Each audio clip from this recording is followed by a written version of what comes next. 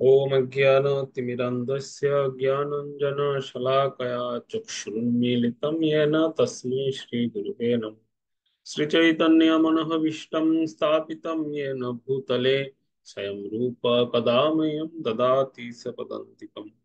वन्देऽहं श्रीगुरो श्रीयुतपदकमलं श्रीगुरून् विष्णुवांश्च श्रीरूपं साग्रजातं सहगणा रघुनाथन्वितं तं सजीवं साद्वैतं सावधूतं परिजनसहितं कृष्णचैतन्यदेवं श्रीराधा कृष्णपादान् सहगणा ललिता श्रीविशाखान्वितांश्च। नमो ओम विष्णुपदाय कृष्णपृष्ठाय भूतले श्रीमते भक्तिवेदांत स्वामिन् इति नामिने। नमस्ते सरस्वती देवे गौरवाणी प्रचारिणे निर्विशेष शून्यवादी पाश्चात्य देशतारिणी वंचाकल्पतरुभ्यश्च कृपा सिन्धुभ्येव च पतितानं पावनेभ्यो विष्णुवेभ्यो नमो नमः। नमो महावदन्याय कृष्ण प्रेम प्रदायते कृष्णाय कृष्ण चैतन्य नाम्ने गौरतिशे नमो। हे कृष्ण करुणा सिंधो दीनबंधो जगत्पते गोपेश गोपिका कांत राधा कांत नमस्तुते। तप्त कांचन गौरांगी राधे वृंदावनेश्वरी विश्वभानुसुते देवी प्रणमामि हरिप्रिये। जय श्री कृष्ण चैतन्य प्रभु नित्यानंद श्री अद्वैत गदाधर श्रीवासादि गौर वृंद। हरे कृष्णा कृष्णा कृष्णा हरे हरे हरे राम राम राम हरे हरे। मुखं करोति वाचालं पङ्गुं लङ्घयते गिरिं यत्कृपातमहं वन्दे श्रीगुरुं दिनतारिणं श्रीचैतन्येश्वरं परमानन्दं।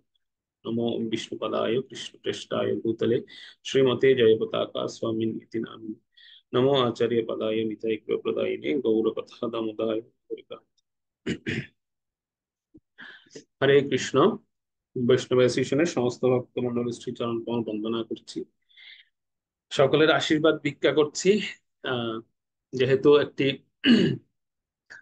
ভক্তিময় এবং একটি বিশেষ বিষয় নিয়ে আমরা গত পর্ব থেকে চর্চা করছিলাম, বিশেষ একজন ভক্ত ভগবানের, উম, যেই ভক্তের যে ভক্তি গাথা সেটি আমরা শ্রবণ করছিলাম, অর্থাৎ ভক্তিমতী মীরাবাইয়ের পূত পবিত্র জীবন কথা আমরা শ্রবণ করছিলাম। শ্রবণ করতে করতে আমরা কতদূর এসেছিলাম, তো আপনাদের হয়তো অনেকে হয়তো গত ক্লাসে অ্যাটেন্ড ছিলেন না, বা যারা ছিলেন, তো সেখানে আমরা শ্রবণ করেছি মীরাবাইয়ের জন্ম কথা, বিশেষ করে পূর্বচরিত মীরাবাইয়ের। উনি পূর্বকল্পে কে ছিলেন, পূর্ব যুগে, এবং ভগবানের কোন পার্শ্বদ ছিলেন, সেই প্রসঙ্গ আলোচনা করতে করতে আমরা এসেছিলাম যে কিভাবে ওনার পরবর্তী জন্ম হয়, ভগবানের সঙ্গে ওনার সম্পর্কটা কি ছিল, এবং সেখানে ভগবান কর্তৃক তিনি কিভাবে অভিশপ্ত হয়েছিলেন। তো সেই প্রসঙ্গ আমরা গত সেশনে আমরা শ্রবণ করেছি, গত পর্বে। এবং বিশেষ করে যেখানে এসে আমরা শেষ করছিলাম সেটা হচ্ছে মীরাবাই, তিনি খুব ছোট বয়সেই তিনি ভগবানের প্রতি ঐকান্তিক ভক্তি, সেই ভক্তিতে ভগবান গিরিধর গোপাল রূপে উনার নিকট প্রকট হয়েছিলেন। সেই সময় গিরিধর গোপালের সেবা করছিলেন তিনি ছোট বয়স থেকে, এবং মায়ের কথায় সেই গিরিধর গোপালকে স্বামী হিসেবে মেনেছিলেন। তিনি হচ্ছেন গিরিধর গোপালের পত্নী এবং গিরিধর গোপাল ছিলেন ওনার স্বামী। সেই হিসেবে তিনি গিরিধর গোপালের সেবা করছিলেন, এবং অল্প বয়সে তিনি সমস্ত শিক্ষা রপ্ত করে তিনি গিরিধর গোপালের সেবায় এতই তন্ময় হয়েছিলেন যে ভক্তিমতী মীরা তিনি যেখানেই যেতেন বা যেই স্থানে যেতেন তিনি ভগবানের স্বরূপ উপলব্ধি করতে পারতেন, ভগবান ওনার সামনে প্রকটিত হতেন, এবং মীরাবাই সেটা উপলব্ধি করতে পারতেন। তো এইভাবে আমরা শ্রবণ করছিলাম সেই ভক্তিমতী মীরার কথা। তিনি ভগবত ভাবনায় ভগবত কীর্তনে অত্যন্ত তন্ময় প্রাপ্ত হয়েছেন, তন্ময়তা প্রাপ্ত হয়েছিলেন। এবং একটা কাহিনী বলতে বলতে আমরা শেষ করেছিলাম, সেটা হচ্ছে যে মীরাবাই একদিন তিনি দুপুরে জলের মধ্যে জল আনতে গিয়ে তিনি জলের মধ্যে ভগবানের শ্রী ভগবানের যে অঙ্গ কান্তি, ভগবানের যে মুখমণ্ডল, তার আংশিক দর্শন তিনি লাভ করেছিলেন। তো তিনি সেই জলের মধ্যে ভগবত দর্শন লাভ করে বা ভগবানের আংশিক উপলব্ধি করতে পেরে তিনি সেই জলের মধ্যে প্রবেশ করে গিয়েছিলেন। এবং আমরা সেখানে শেষ করেছি যে তিনি সেই জলের মধ্যে প্রবেশ করেছেন, আদৌ কি উঠতে পেরেছিলেন সেখান থেকে। তো আমরা ওখানেই আমরা রেখেছিলাম, বিশ্রাম রেখেছিলাম এই কথার। তো সেখান থেকে আজকে আমরা শুরু করছি যে ভক্তিমতী মীরা তিনি এতটাই ভগবানের ভগবত ভাবনায় এতই তন্ময় যে তিনি যখন জলে ডুবে যাচ্ছিলেন তিনি বুঝতে পারছিলেন না যে তিনি জলের মধ্যে ডুবে যাচ্ছেন। এটি হচ্ছে প্রকৃত ভগবত প্রেম বা ভগবত উপলব্ধিটা যখন হয় কারো, তখন তার আর এই যে দেহাভিমান বা এই যে মৃত্যু, এই সমস্ত বিষয় তাকে ততটা প্রভাবিত করতে পারে। তো তিনি ডুবে যাচ্ছিলেন সেখানে, এবং ভগবত দর্শন দেখে তার পূর্বজন্মের কিছু স্মৃতি মনে পড়ছিল যে সে কে ছিলেন তিনি। তো কাউকে কিছু বললেন না, তিনি সরাসরি জলে নেমে গিয়ে জলে ডুবে যাচ্ছিলেন, কিন্তু পরক্ষণে সখীরা এই দৃশ্য দেখতে পেয়েছিল। সে সময় সখীরা মীরাবাইকে মীরাবাইকে দর্শন করেছেন যে মীরাবাই জলের মধ্যে নামছেন, কিন্তু জল থেকে উঠতে তো তাকে আর দেখা যাচ্ছে না। সখীরা চিন্তায় পড়ে গেলেন, আর চিন্তায় পড়ে সখীরা তাড়াতাড়ি দৌড়ে গিয়েছেন, আর দৌড়ে গিয়ে জলের মধ্যে থেকে মীরাবাইকে তুলে আনলেন, মীরাবাইকে সেখান থেকে তুললেন। তো সখীরা তো অবাক হয়ে গেলেন যে এই জগতে কে এরকম আছে যে কোনো না কোনো কারণ ছাড়া তো কেউ আর আত্মহত্যা করতে যায় না। তো সখীরা মীরাবাইকে জিজ্ঞেস করছিলেন যে তুমি আত্মহত্যা কেন করতে যাচ্ছিলে, তোমার কি দুঃখ এমন? তো মীরাবাই বলছিলেন যে আমার তো কোনো দুঃখ নেই, আমি দুঃখের কারণে আমি তো আত্মহত্যা করতে যাচ্ছিলাম না, আমি তার মধ্যে গিরিধর গোপালের ছবি, গিরিধর গোপালের চেহারা আমি দেখতে পাচ্ছিলাম, আর সেজন্য আমি তাকে ধরার জন্য সেখানে যাচ্ছি। তো সখীরা এই কথাটা কাউকে কিন্তু প্রকাশ করেন। মীরাবাই নিষেধ করেছিলেন যে এই কথাটা কাউকে প্রকাশ করো না। সত্যিকার তো তারা কাউকে প্রকাশ করেনি, কাউকে কিছু বললেন। তো এটা তো ওনার ছোট বয়সকালীন একটি লীলা, যেই থেকে ওনার গিরিধর গোপালের প্রতি প্রেম, সেই সেই সময় থেকে এই লীলাটা ঘটেছিল। খুব ছোট বয়স এটা। কালক্রমে সখীরা ওনাকে একদম পাহারা দিয়েই বড় করেছেন। ওনার যারা সখীগণ ছিলেন এবং ওনার পরিবার পরিজনগণ, ওনারাও বুঝতে পারছিলেন যে মীরার যে ভগবত প্রেম বা মীরাবাইয়ের যে ভগবানের প্রতি ঐকান্তিক প্রেম, এই কারণে মীরাবাইকে অনেকটা পাহারা দিয়েই বড় করেছিলেন ওনারা শেষ। তো কালক্রমে তিনি বড় হলেন ধীরে ধীরে, এবং তিনি একদিন ওনার মাকে বললেন যে মা, সকলেই তো গুরু বরণ করেন, সবাই তো গুরু রূপে কাউকে না কাউকে বরণ করেন, তো আমার একজন গুরু দরকার, আমাকে একজন গুরু দাও। তো মা বললেন গুরু তো চাইলেই দেওয়া যায় না, গুরু বরণের কিছু প্রক্রিয়া আছে। তুমি তোমার দাদুর কাছে যাও, তোমার দাদুর কাছে গিয়ে এ কথা বলো। মীরাবাইয়ের দাদু অত্যন্ত ভক্তিপরায়ণ ছিলেন এবং মীরাবাইকে অনেক ভালোবাসতেন তিনি। মীরাবাইয়ের ভগবত ভক্তির পেছনে কিন্তু ওনার দাদুর অনেক অবদান। এই যে আমরা প্রথম পর্বে শ্রবণ করেছি যে দাদু সাধুদেরকে নিয়ে আসতেন সেই গৃহে, এবং মীরাবাইকে ভগবত তত্ত্ব কথা বিষয়ে তিনি উপদেশ দিতে বলতেন। তো দাদুর কাছে গিয়ে তিনি বললেন যে দাদু, আমার আমার তো বিদ্যা অর্জন হয়েছে, তো আমি এখন গুরু বরণ করতে চাই, আমি গুরু রূপে কাউকে বরণ করতে চাই। তো তখন দাদু বললেন যে দেখো, যার কাছে তুমি বিদ্যা অর্জন করেছো সেই তো তোমার গুরু, তোমার আর গুরুর প্রয়োজন কি আছে? তো মীরাবাই খুব সুন্দর উত্তর দিয়েছিলেন। মীরাবাই বলছিলেন যে আমি যার কাছে বিদ্যা অর্জন করেছি তিনি হচ্ছেন আমার শিক্ষক, তিনি আমার গুরু নন। এবং আমার তিনি তিনি আমার গুরুস্থানীয়, কিন্তু তিনি আমার গুরু নন। আমি গুরু শব্দের অর্থে তিনি সুন্দর ব্যাখ্যা করেছেন যে যিনি আমাকে অজ্ঞানতার অন্ধকার থেকে আমার হৃদয়কে পরিশুদ্ধ করে আমাকে ভগবত প্রেম বা ভগবত মার্গের দর্শন দান করাবেন, তিনি হচ্ছেন আমার গুরু, আমি সেরকম গুরু চাই। তো দাদু তো অবাক হয়ে গেলেন যে এই ছোট্ট বয়সে সে গুরু এবং শিক্ষকের যে একটা পার্থক্য সেটা উপলব্ধি করতে পেরেছে, সে সেটা বুঝতে পেরেছে। দাদু চুপচাপ হয়ে গেছেন, দাদু কিছু বলতে পারছে না যে এই মেয়েটাকে আমি কি উত্তর দেবো এখন। এই এই যে গুরু এবং শিক্ষকের মধ্যে একটা মৌলিক পার্থক্য, সেই দাদুকে উপদেশ দিচ্ছিল যে গুরুকে এবং শিক্ষককে। এই বিষয়টা তিনি দাদুকে বলছিলেন। তখন দাদু খুব চুপচাপ হয়ে গেলেন, দাদু কোনো উত্তর দিলেন না। তো মীরা চিন্তা করছেন যে দাদুর কাছে যেহেতু উত্তর পাননি, মীরা তখন সরাসরি গিরিধর গোপালের কাছে চলে গিয়েছে, মানে ভগবানের কাছে চলে গিয়েছে। ভগবানের বিগ্রহের সামনে গিয়েই মীরা বিগ্রহের কাছে প্রার্থনা করছেন যে হে নাথ, হে প্রভু, আমি আমার মাকে বললাম, আমার দাদুকে বললাম যে গুরু গ্রহণ করার বিষয়ে, তো ওনারা তো আমাকে কোনো উত্তর দেননি। তো আমি তোমার সামনে প্রতিজ্ঞা করছি, কালকে সকালবেলা আমি, আগামীকাল দিনও অত্যন্ত শুভ দিন, গুরু পূর্ণিমার আগের দিন তিনি এই সংকল্প করছেন যে আগামীকাল গুরু পূর্ণিমার দিন আমি এই যে আমাদের রাজ্যে আমি যাকে প্রথম দর্শন করব, মানে ভোরবেলা ঘুম থেকে উঠে আমি যাকে প্রথম দর্শন করব, মনে করব তুমি তাকে পাঠিয়েছো আমার গুরু, এবং আমি তাকেই আমার গুরু রূপে বরণ করবো। এভাবে তিনি সংকল্প করলেন মীরাবাই। তো কঠিন সংকল্প। তো সেজন্য ভগবত ইচ্ছায় সেদিন রাতেই তিনি স্বপ্নে দর্শন করছেন। তিনি স্বপ্নে দর্শন করছিলেন যে রাজসূয় যজ্ঞ মহাভারতের, এই স্বপ্নটা ওনার স্বপ্নে দর্শন করছিলেন যে রাজসূয় যজ্ঞ হচ্ছে। আর সেখানে আমরা জানি রাজসূয় যজ্ঞে, যুধিষ্ঠির মহারাজের সেই রাজসূয় যজ্ঞে সেখানে একটা প্রস্তাব উঠে এসেছিল যে সবার মধ্যে থেকে গুরুস্থানীয় কোনো ব্যক্তিকে অগ্রে পূজা করতে হবে, এরকম একটা বিষয় সেখানে উপস্থাপিত হয়। তো তখন সবাই একমত হয়েছিল একজনের বিষয়ে, সেটা হচ্ছে পরমেশ্বর ভগবান শ্রীকৃষ্ণ। কৃষ্ণং বন্দে জগৎগুরু, ভগবানই হচ্ছেন জগৎগুরু।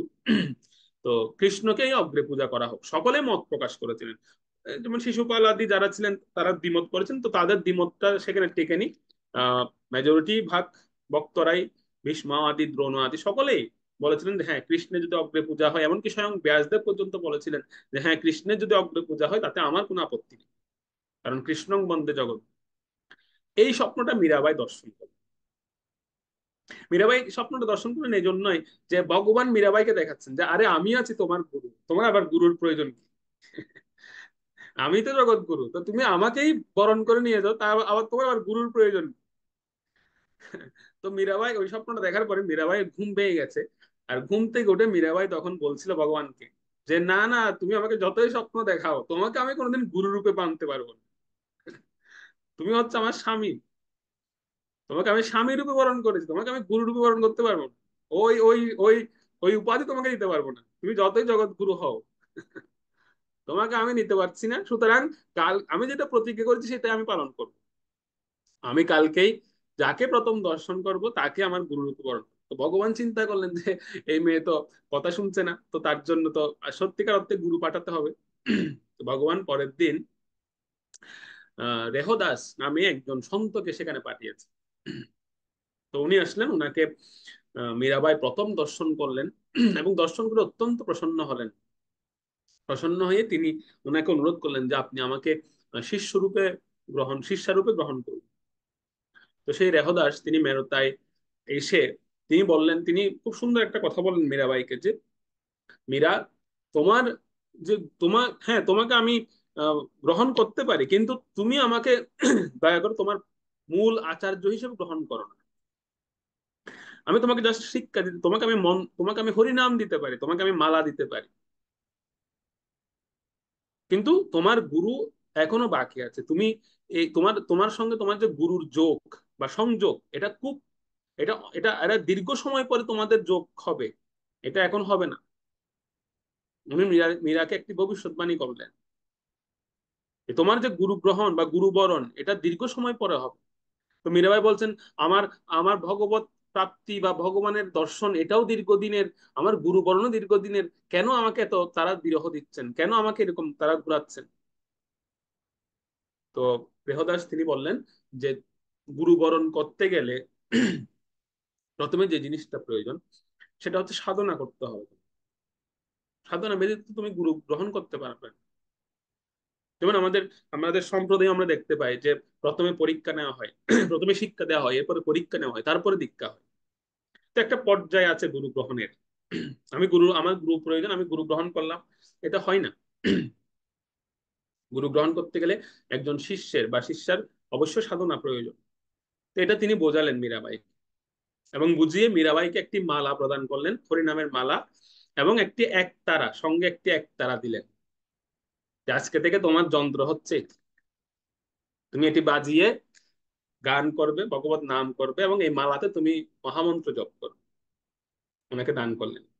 তো মীরা এটা পেয়ে অত্যন্ত খুশি হয়েছিলেন সে সময়।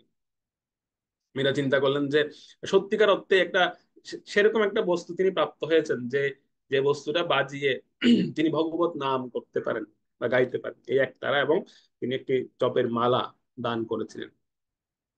এবং সে এক তারাই মীরাবাই প্রথম ভজন শুনেছিলেন আহ সেই রেহদাসের কাছ থেকে। এবং এই মীরাবাই এই ভজনটা নিজেও গেয়েছেন অনেক জায়গায়। যে যে সেই অনেক অনেক অনেক অনেক একটা পরিচিত ভজন আমাদের, যে প্রভুজি তুম চন্দন হাম পান। আমরা যেটা বাংলাতে গাই এরকম, যে প্রভুজি তুমি চন্দন আমি পান। এই ভজনটা মীরাবাই প্রথম গেয়েছে সে একটা। এবং পরবর্তীতে সারাদিন মীরাবাই এই একতারাতে তিনি ভজন করতেন। একতারাতে তিনি ভজন করতেন প্রায় সময়। এবং মীরার যে গুণাবলী বা মীরার এই যে ভজন প্রণালী, এটা চারিদিকে ছড়িয়ে পড়তে লাগলো। মেবারের যে রাজসভা এবং মেবারের যে রাজ পরিবার থেকে শুরু করে একদম সাধারণ পরিবারে পর্যন্ত মীরার এই কীর্তি বা মীরার এই এই যে গুণাবলী, এগুলো সব জায়গায় প্রশংসিত হচ্ছিল এবং সব জায়গায় এরা আলাপ হচ্ছিল। কালক্রমে এই আলাপ হতে হতে সেই মেবারেরই পার্শ্ববর্তী আর একটি রাজ্য, যে রাঠোর প্রদেশে, সেখানে সে রাজ্যের রাজপুত্র হচ্ছেন কে, ভোজরাজ। সেই ভোজরাজের কাছেও মীরাবাইয়ের কথা সেখানে প্রচারিত হয়েছে। বা সেখানেও পৌঁছে গেছে মীরাবাইয়ের কীর্তি, মীরাবাইয়ের গুণাবলী, প্রশংসা সেখানেও হচ্ছে। তো ভোজরাজ এটা শ্রবণ করার পরে তিনি চিন্তা করলেন যে এই এই এই মেয়েটা, যেই মেয়েটার সম্পর্কে এত প্রশংসা, এত কথা সন্তরা সবাই বলা বলি করছে, তো এই মেয়েটা আসলে কে, একটু তো তাকে দেখা দরকার। তো তিনি এসছেন একদিন ছদ্মবেশে দর্শন করতে এসছেন। আর ছদ্মবেশে দর্শন করতে এসেই তিনি মীরাবাইকে দর্শন করে মীরাবাইয়ের ভক্তি দেখে এতই প্রসন্ন হয়েছেন, তিনি মনে মনে সিদ্ধান্ত নিয়ে নিলেন যে এই যদি আমার বিয়ে করতে হয় বা বিবাহ করতে হয়, তাহলে আমি এই মীরাকে বিবাহ করব। ভোজরাজ এটা মনে মনে সিদ্ধান্ত নিয়েছেন। তিনি হচ্ছেন পার্শ্ববর্তী দেশের রাজা, চিতোর চিতোর রাজ্যের রাজা। তো তিনি তখন ওনার দাদুর তিনি ওনার যে বাবা ছিলেন ওনার কাছে গিয়ে বললেন যে এরকম মীরা নামে একজন কন্যা, রাজকন্যা, রাজকুমারী, সে পার্শ্ববর্তী রাজ্যে মেবার রাজ্যের রাজকুমারী, তাকে আমি বিবাহ করতে চাই। তো তখন সেই পরিবার থেকে, রাজ পরিবার থেকে মীরার জন্য সম্বন্ধ আসলো। তারা প্রস্তাব নিয়ে আসলেন মীরার জন্য, বিয়ের প্রস্তাব ভোজরাজের জন্য। তো মীরার পরিবার, মীরার মা বাবা তো অত্যন্ত প্রসন্ন হয়েছেন, তারা তো শুনেই খুব প্রশংসা করছেন। সবাই খুব রাজি, প্রত্যেকেই রাজার জন্য মীরাকে চাচ্ছে। এটা তো অত্যন্ত সৌভাগ্যের।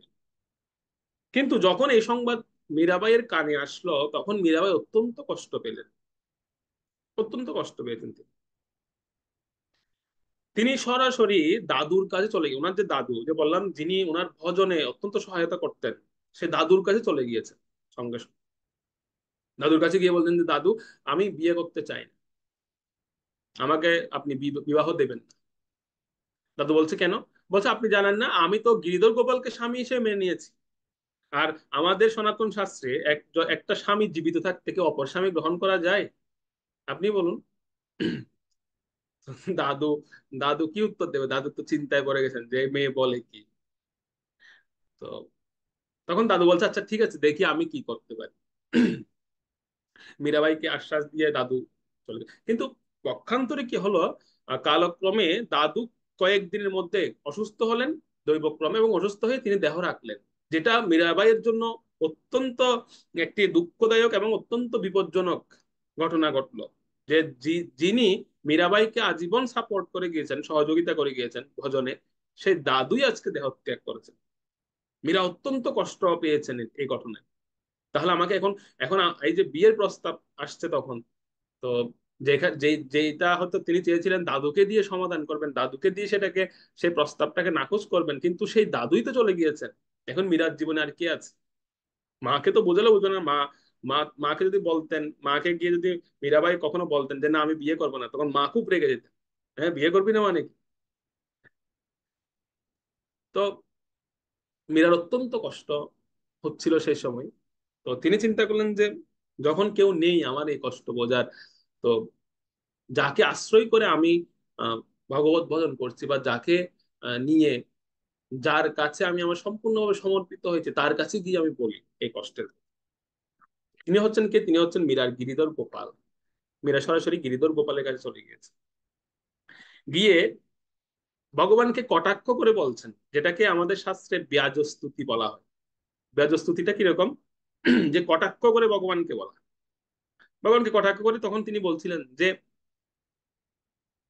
এই সংসারে কোনো মেয়ের যদি কারোর সাথে বিয়ে হয়, তো বিয়ে হওয়ার পরে সে একজনকে স্বামী হিসেবে বরণ করে নিয়েছে, তো তার তো বিয়ে হয়েছে, কিন্তু এখন যদি তাকে তার পরিবার থেকে অন্য স্বামীকে বিয়ে দেওয়া হয়, তো তখন আগের স্বামী কি করবে? আগে যার সঙ্গে বিয়ে হয়েছে সে কি করবে?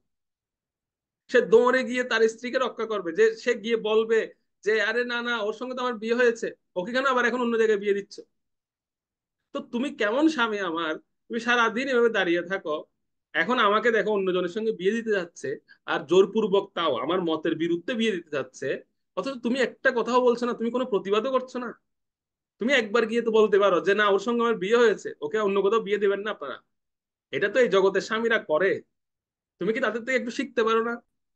মীরাবাই বলছে, এই জগতের স্বামীরা কি কোনোদিনও মেনে নেবে তার পত্নীকে যদি অন্য কারোর সঙ্গে বিয়ে দেওয়া হয়? তাহলে সে মেনে নেবে কোনোদিন? আর তুমি কেমন স্বামী আমার? তুমি চুপচাপ সহ্য করে যাচ্ছ, চুপচাপ তুমি দেখে আছো সব। তা একটু যাও, একটু গিয়ে বলো। অন্তপক্ষে এই জগতের স্বামীরা তো কি করে, তারা যুদ্ধ করবে স্ত্রীর জন্য, দরকার হলে স্ত্রীকে রক্ষা করার জন্য তারা যুদ্ধ করবে, প্রাণ দিয়ে দেবে। তোমাকে তো আমি যুদ্ধ করতে বলছি না, প্রাণ দিতেও বলছি না, তুমি একটু গিয়ে তো বলতে পারো যে আমার বিয়ে হয়ে গেছে। এটা তো তুমি বলতে পারো, আমার কথা তো তারা বিশ্বাস করছে না, আর তুমি চুপচাপ। খুব ক্রন্দন করতে করতে মীরাবাই ভগবান কিভাবে বলতে লাগলেন তিনি।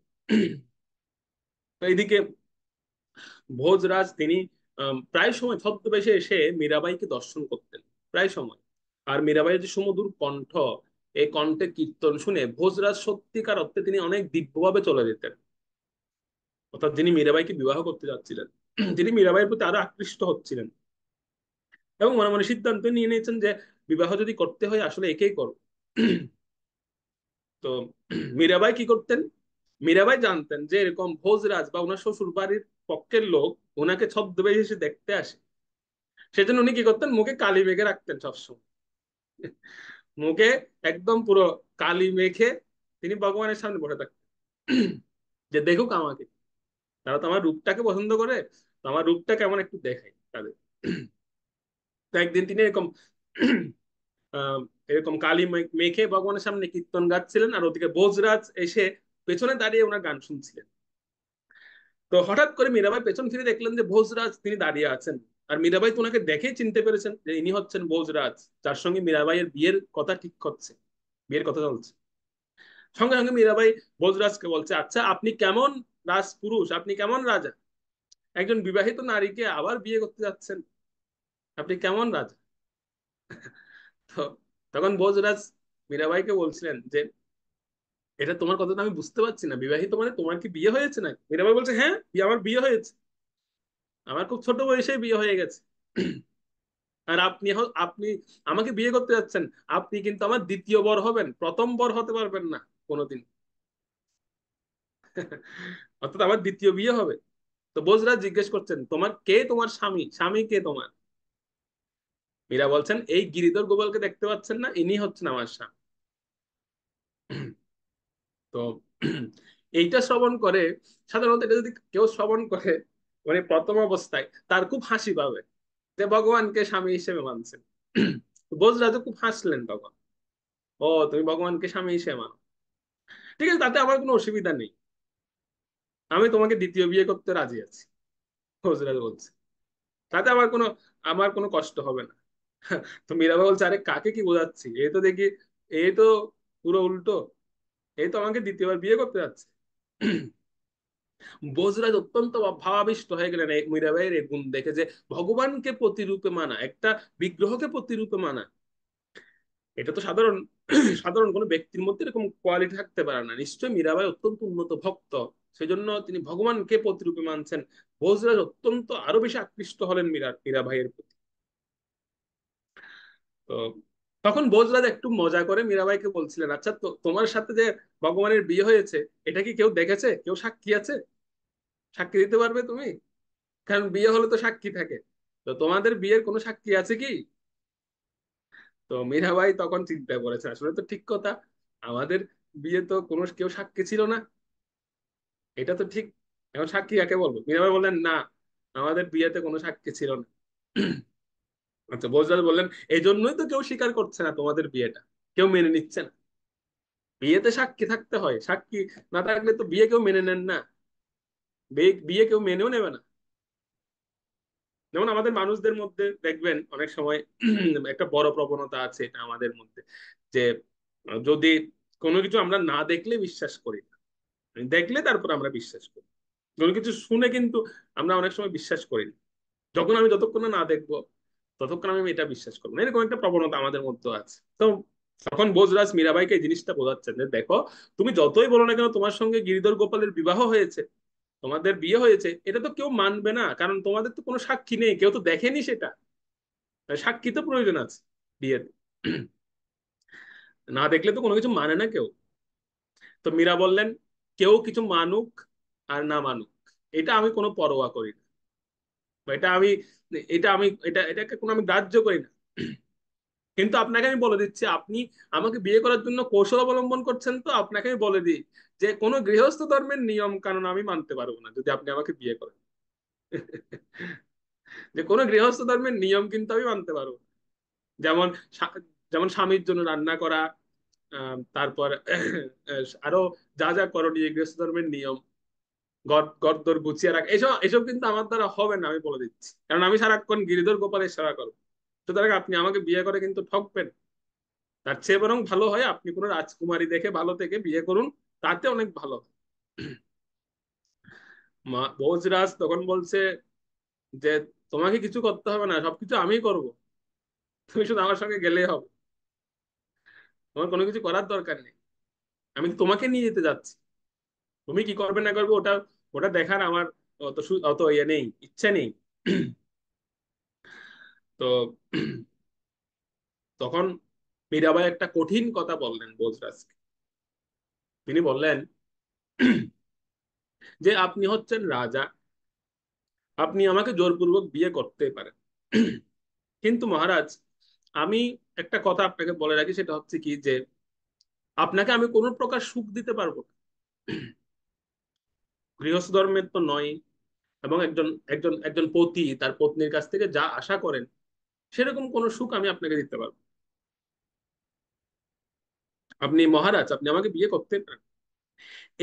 এটা হচ্ছে অহৈতুকী এবং অপ্রতিহতা ভক্তি, এটার নাম। এটি দরকার ভগবানকে পেতে। আমরা তো বলি ভগবানকে পাওয়ার জন্য কি প্রয়োজন, ভগবানকে পাওয়ার জন্য এই জিনিসটা প্রয়োজন, অপ্রতিহতা এবং অহৈতুকী ভক্তি, যাকে কেউ প্রতিহত করতে পারবে না, কোনো অবস্থায় প্রতিহত করতে পারবে না। যতই মীরাবাইয়ের কাছ থেকে এই কথাগুলো শুনছিলেন রাজা, ততই তিনি আকৃষ্ট হচ্ছিলেন মীরাবাইয়ের ভক্তির প্রতি আকৃষ্ট হচ্ছিলেন, যে এরকম একজন মহিষী নারী আমাদের রাজ্যে প্রয়োজন। তখন ভোজরাজ বললেন, হে মীরা, বিবাহ তো আমি তোমাকেই করব, এটা শিওর, তবে এখানে তুমি, আমি আর গিরিধর ব্যতীত আর কেউ নেই, আমরা তিনজনেই আছি। তো আমি তোমার এই গিরিধরের সামনে, তোমার এই গিরিধর গোপালের সামনে প্রতিজ্ঞা করছি, কেউ বিশ্বাস করুক আর না করুক, আমি মানি যে তোমার আর গিরিধরের বিবাহ হয়েছে, এটা আমি আজকে স্বীকার করলাম, আমি মেনে নিলাম তোমাদের এই বিয়েটা, এবং এটাও মেনে আমি তোমাকে স্ত্রী হিসেবে গ্রহণ করছি, যে আমি একজন মহান ভক্তকে আমার রাজ্যে নিয়ে যাচ্ছি, এবং আমি তোমাকে কথা দিচ্ছি যে তোমার অনুমতি ব্যতীত, এই প্রতিজ্ঞাটা আমি তোমাকে করে রাখছি, তোমার অনুমতি ব্যতীত যে আমি তোমাকে কোনোদিন স্পর্শ করব না। ভোজরাজ এই প্রতিজ্ঞাটা করলেন। মীরাবাইয়ের সাথে। আর যেদিন যদি কোনো কারণে আমি যদি ভুলবশত তোমাকে স্পর্শ করি, তাহলে সেদিন তুমি আমাকে ত্যাগ করবে, সেদিনই তুমি আমাকে ত্যাগ করে যাবে। তো মীরাবাই বললেন যে এভাবে আমাকে বিয়ে করে লাভটা কি আপনার? কেন আপনি আমাকে বিবাহ করতে যাচ্ছেন? আপনি তো কিছুই পাবেন না। এবং এর চেয়ে বরং আপনি তো মহারাজ, আপনি তো রাজা, আপনি যদি বিবাহ করেন কোন রাজকুমারীকে, আপনি কত কিছু পাবেন, কত উপহার, কত কত রকমের যৌতুক, কত রকমের কিছু, আপনি কত কিছু পাবেন, এবং একজন একজন সুন্দরী স্ত্রী পাবেন আপনি, যে আপনাকে ভালোবাসবে। তো রাজা বলছেন যে আমি সবকিছুই পাবো, কিন্তু আমি তো তোমাকে পাবো না, সেজন্য আমি তোমার জন্য সবকিছু ত্যাগ করতে রাজি আছি। এরকম কঠিন প্রতিজ্ঞা করে ভোজরাজ তিনি সেই জায়গা থেকে চলে গেলেন। আর কোনো কিছু বললেন না, তিনি সোজা চলে গেলেন ওনার রাজ্যে। এবং রাজ্যে গিয়ে তিনি ওনার যারা ওনার যে পরিবার পরিজন ছিল সবাইকে বলে দিলেন যে হ্যাঁ, আপনারা বিয়ের আয়োজন করুন, আমি রাজি আছি, মীরাবাইকে আমি বিবাহ করব। আর এদিকে আশেপাশে যে দাসীগণ ছিলেন, লুকিয়ে যারা শুনছিলেন, মীরা এবং ভোজরাজের কথা শুনছিলেন, তারা মীরাবাইয়ের পরিবারে গিয়ে তারা বললেন যে মনে হয় রাজা রাজি হবেন না। মীরাবাই যে শর্ত দিয়েছেন রাজাকে, তো মনে তো হচ্ছে না যে মীরাবাইকে রাজা গ্রহণ করবেন, কারণ এরকম শর্ত মেনে কেউ আজকে বিয়ে করবে নাকি আজকাল। তো তখন ভোজরাজ এদিকে খবর পাঠিয়েছেন যে তিনি বিয়ে করবেন। তো যেই মীরাবাই এটা শুনেছেন যে ভোজরাজ রাজি এবং বিয়ের সব বন্দোবস্ত হচ্ছে, তো তিনি আরো বেশি গম্ভীর হয়ে গেলেন আগের চাইতে। সারা রাত কান্না করতেন বসে, এবং ভগবানকে বলতেন, শুধু ভগবানের কাছে তিনি বলতেন যে হে ভগবান, এবার হলো আমার কাছে একবার আসো, আমাকে একবার দর্শন দাও, আমাকে তোমার কাছে নিয়ে যাও অন্ততপক্ষে। কান্না করতে করতে তিনি বলতেন। তো এভাবে বলতে বলতে কিন্তু ভগবান তো কোনো সব সারা সারা দিতেন না ওনাকে। তো এরকম কান্না করতে করতে বিয়ের দিন উপস্থিত, মানে আগামীকাল বিয়ে। তো সেই দিন হচ্ছে অক্ষয় তৃতীয়ার দিন। অক্ষয় তৃতীয়ার দিন সেদিন, যেদিন এই এই অক্ষয় তৃতীয়ার দিনটা খুব স্পেশাল দিন মীরাবাইয়ের জন্য। অক্ষয় তৃতীয়ার দিনে মীরাবাইয়ের বিয়ে হবে আর কি, পরের দিন অক্ষয় তৃতীয়া। তো অক্ষয় তৃতীয়ার আগের দিন মীরাবাই তিনি অনেক কান্নাকাটি করেছেন সারা রাত ধরে। তো কান্নাকাটি করতে করতে তিনি একটা পর্যায়ে তিনি ঘুমিয়ে পড়লেন। তো যখন তিনি ঘুমিয়ে পড়েছেন তখন তিনি স্বপ্নে দেখছিলেন, স্বপ্নে দর্শন করছেন যে ওনার যে সখীগণ ছিলেন, সখীগণ ওনাকে সাজাচ্ছেন খুব সুন্দরভাবে, বিয়ের সাথে সাজাচ্ছেন ওনাকে, মীরাবাই বিয়ের যে সাজ সেই সাজে মীরাবাইকে সাজাচ্ছেন। এবং মীরা তো অবাক হয়ে গেছেন যে কি ব্যাপার, এরা আমাকে এভাবে সাজাচ্ছে কেন, সবকিছু করছেন বিয়ের সাজে। আর দেখতে পাচ্ছেন যে বিশাল বরযাত্রী আসছে, মীরাবাই স্বপ্নে দেখছেন বিশাল বড় বরযাত্রী আসছে, 56 কোটি বরযাত্রী, 56 কোটি সেখানে বরযাত্রী ছিল, মীরাবাই দর্শন করছে। হ্যাঁ, 1 200 নয়, 56 কোটি বরযাত্রী আসছে। আর মীরাবাই দর্শন করছিলেন যে সমস্ত দেবতারা, সেই বরযাত্রী হচ্ছেন কারা, ইন্দ্র, চন্দ্র, বরুণ, মহাদেব, ব্রহ্মা, ওনারা হচ্ছেন বরযাত্রী। আর ওনাদের মাঝখানে একদম হাতির পিঠে বসে গিরিধর গোপাল, তিনি খুব সুন্দর বেশে তিনি আসছেন, বর হিসেবে আসছেন। এটা দর্শন করতে মীরাবাই খুব আনন্দ পাচ্ছেন যে ভগবান আসছেন আমাকে গ্রহণ করার জন্য, অন্তত পক্ষে এই এই আমার শেষ আর্জিটা ভগবান শুনেছেন, যে আমাকে বিবাহ থেকে মুক্ত করেছেন, তিনি আমাকে বিয়ে করতে আসছেন। মীরাবাই খুব খুশি, তিনি খুব প্রসন্ন হয়ে গেছেন। তিনি সাজছেন খুব সুন্দর করে, এবং সম্পূর্ণ বিবাহ তিনি দর্শন করলেন। ভগবানের সঙ্গে ওনার মালা বদল হলো, ভগবানের সঙ্গে ওনার বিবাহ হলো। ভগবান ওনাকে মালা পরিয়ে দিলেন, সিঁদুর দান করলেন, সম্পূর্ণ বিবাহ তিনি দর্শন করলেন। এবং যখন বিদায়ের পালা আসলো, মীরাবাইকে যখন আহ, বি-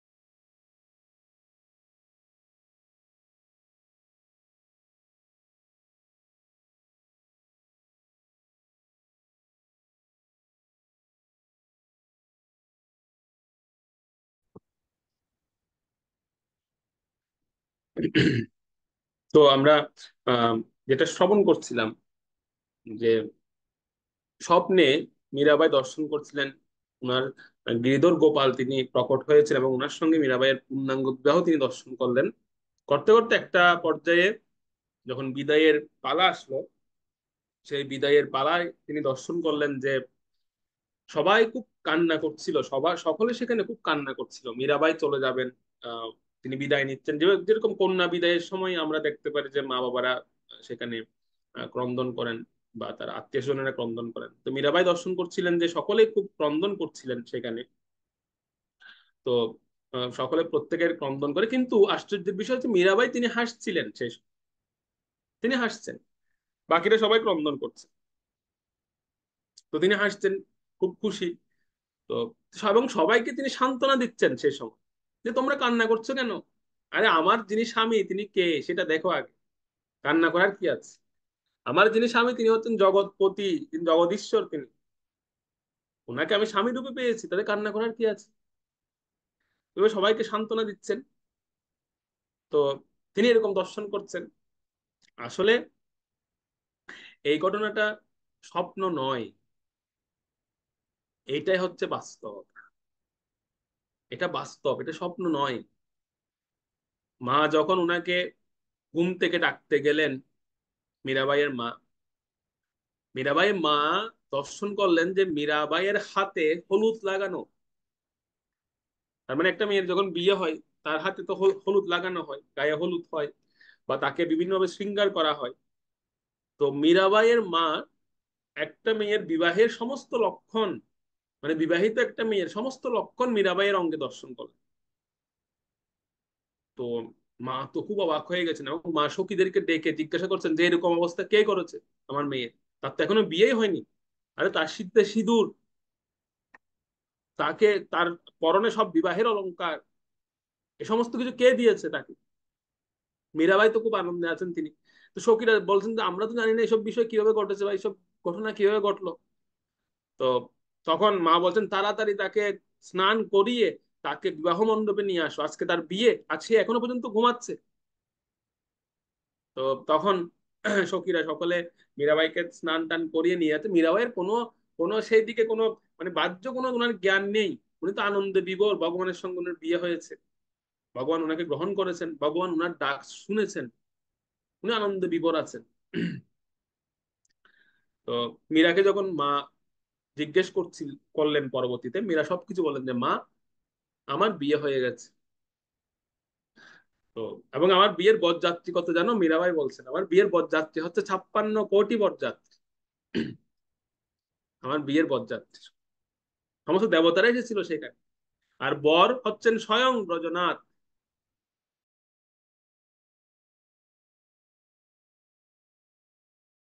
একটু খুব প্রবলেম।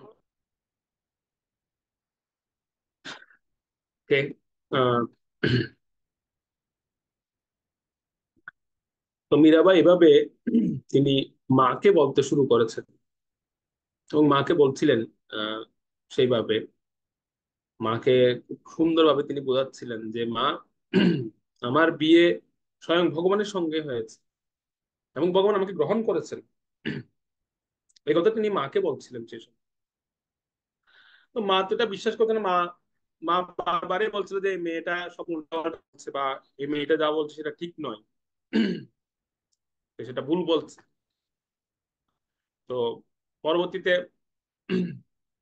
এবং মীরা আরেকটা জিনিস বলছিল যে মাকে এই জিনিসটা বলছিল, মা এবং সখীরা যখন বিশ্বাস করছিলেন না সেই সময় মীরার কথা, তো মীরাবাই বলছিলেন যে তোমরা হয়তো আমার এই শরীরটাকে বিবাহ দিতে পারো নতুন করে আবার, কিন্তু আমার আত্মাকে আর বিবাহ দিতে পারবে না, আমার আত্মা সরাসরি গিরিধর গোপালের হয়ে গেছে। কারণ মা একটা ভিক্ষা চেয়েছিলেন মীরাবাই, মীরাবাই যখন বারবার এভাবে বলছিলেন যে আমার বিয়ে হয়ে গেছে, আমার বিয়ে হয়ে গেছে, তো মা তখন মীরাবাইয়ের কাছে হাত জোর করে ভিক্ষা চেয়েছেন যে দয়া করে তুই আর এই কথাগুলো বলিস না, তুই আমাদেরকে একটু ভিক্ষা দে, তোর কাছে আমরা আমরা ভিক্ষা চাচ্ছি। মা এভাবে হাত জোর করেছে, দাদুর কথা বলছেন যে আজকে যদি তোর বিয়ে না হয়, তোর বিয়ে যদি ভেঙে যায় সত্যিকার অর্থে, তাহলে সবচেয়ে বেশি কষ্ট হবে তোর দাদু, কারণ তোর দাদুর সম্মানে হানি ঘটবে, তার সম্মান, সকলে তাকে নিয়ে হাসাহাসি করবে, তাকে নিন্দা মন্দ করবে। তো ওনার মর্যাদা রক্ষার্থে হলেও তুই এই বিয়েটাতে রাজি হ, এবং এই বিয়েটা করার জন্য নিজেকে একটু স্থির কর। মা যখন এইভাবে মীরাকে অনুরোধ করলো, তখন মীরাবাই মাকে বললেন যে মা আমার এই দেহটা যেহেতু তোমার থেকে সৃষ্টি হয়েছে, এই শরীরটা যেহেতু তোমার থেকে সৃষ্টি, তুমি যা খুশি করতে পারো এই দেহটা নিয়ে, কিন্তু আমার আত্মাটা গিরিধরের, আত্মাটা আমি গিরিধরকে দিয়ে দিয়েছি। তো মীরা তখন মাকে বললেন যে আমি তোমার কথাই, শুধুমাত্র তোমার দিকে তাকিয়ে আমি বিয়েতে রাজি হচ্ছি। তো বিয়ে তো হলো। বিয়ে হওয়ার পরে যথারীতি ভোজরাজ সঙ্গে মীরাবাই চলে যাচ্ছেন। তো যাওয়ার আগেই মা কান্নাকাটি করে বিদায় দিচ্ছেন। ঠিক সেই সময় মীরাবাই তখন মাকে এই কথাটা আবার বললেন যে মা, আমি তোমার কথায় কিন্তু বিয়েতে রাজি হয়েছি, এবং তোমার কথায় কিন্তু আমি বিয়ে করেছি। সুতরাং তোমার কাছে আমি তো জীবনে কোনো কিছু চাইনি, আজকে আমি একটা জিনিস চাইবো, তুমি সেটাকে যৌতুক হিসেবে নিতে পারো, যে যৌতুক হিসেবে তুমি তোমার মেয়েকে দিচ্ছ এটা। তো মা খুব খুশি হয়ে বলছে, মা বলছে হ্যাঁ তুই কি চাস বল, মানে কি কি লাগবে তোর, কি প্রয়োজন। তো মীরাবাই বলছেন যেটা চাইবো সেটা দিবে তো। মা বলছে হ্যাঁ তুই চা আমার কাছে আয়, জীবনে তো কোনোদিন কিছু চাসনি। তখন মীরাবাই বলছেন আমার গিরিধর গোপালকে দিয়ে দাও আমার সাথে। তো মা তো মাথায় হাত দিয়েছে, আরে আবার সেই যেখান থেকে তাকে মানে আমি ছুটিয়ে এনেছি, আবার সেই গিরিধর গোপালকে যাচ্ছে, আবার শ্বশুর বাড়িতে সব নাটক করবি গিয়ে। এই যে গিরিধর গোপালকে স্বামী বানানো, এই গিরিধর গোপালের সঙ্গে কথা বলা, আবার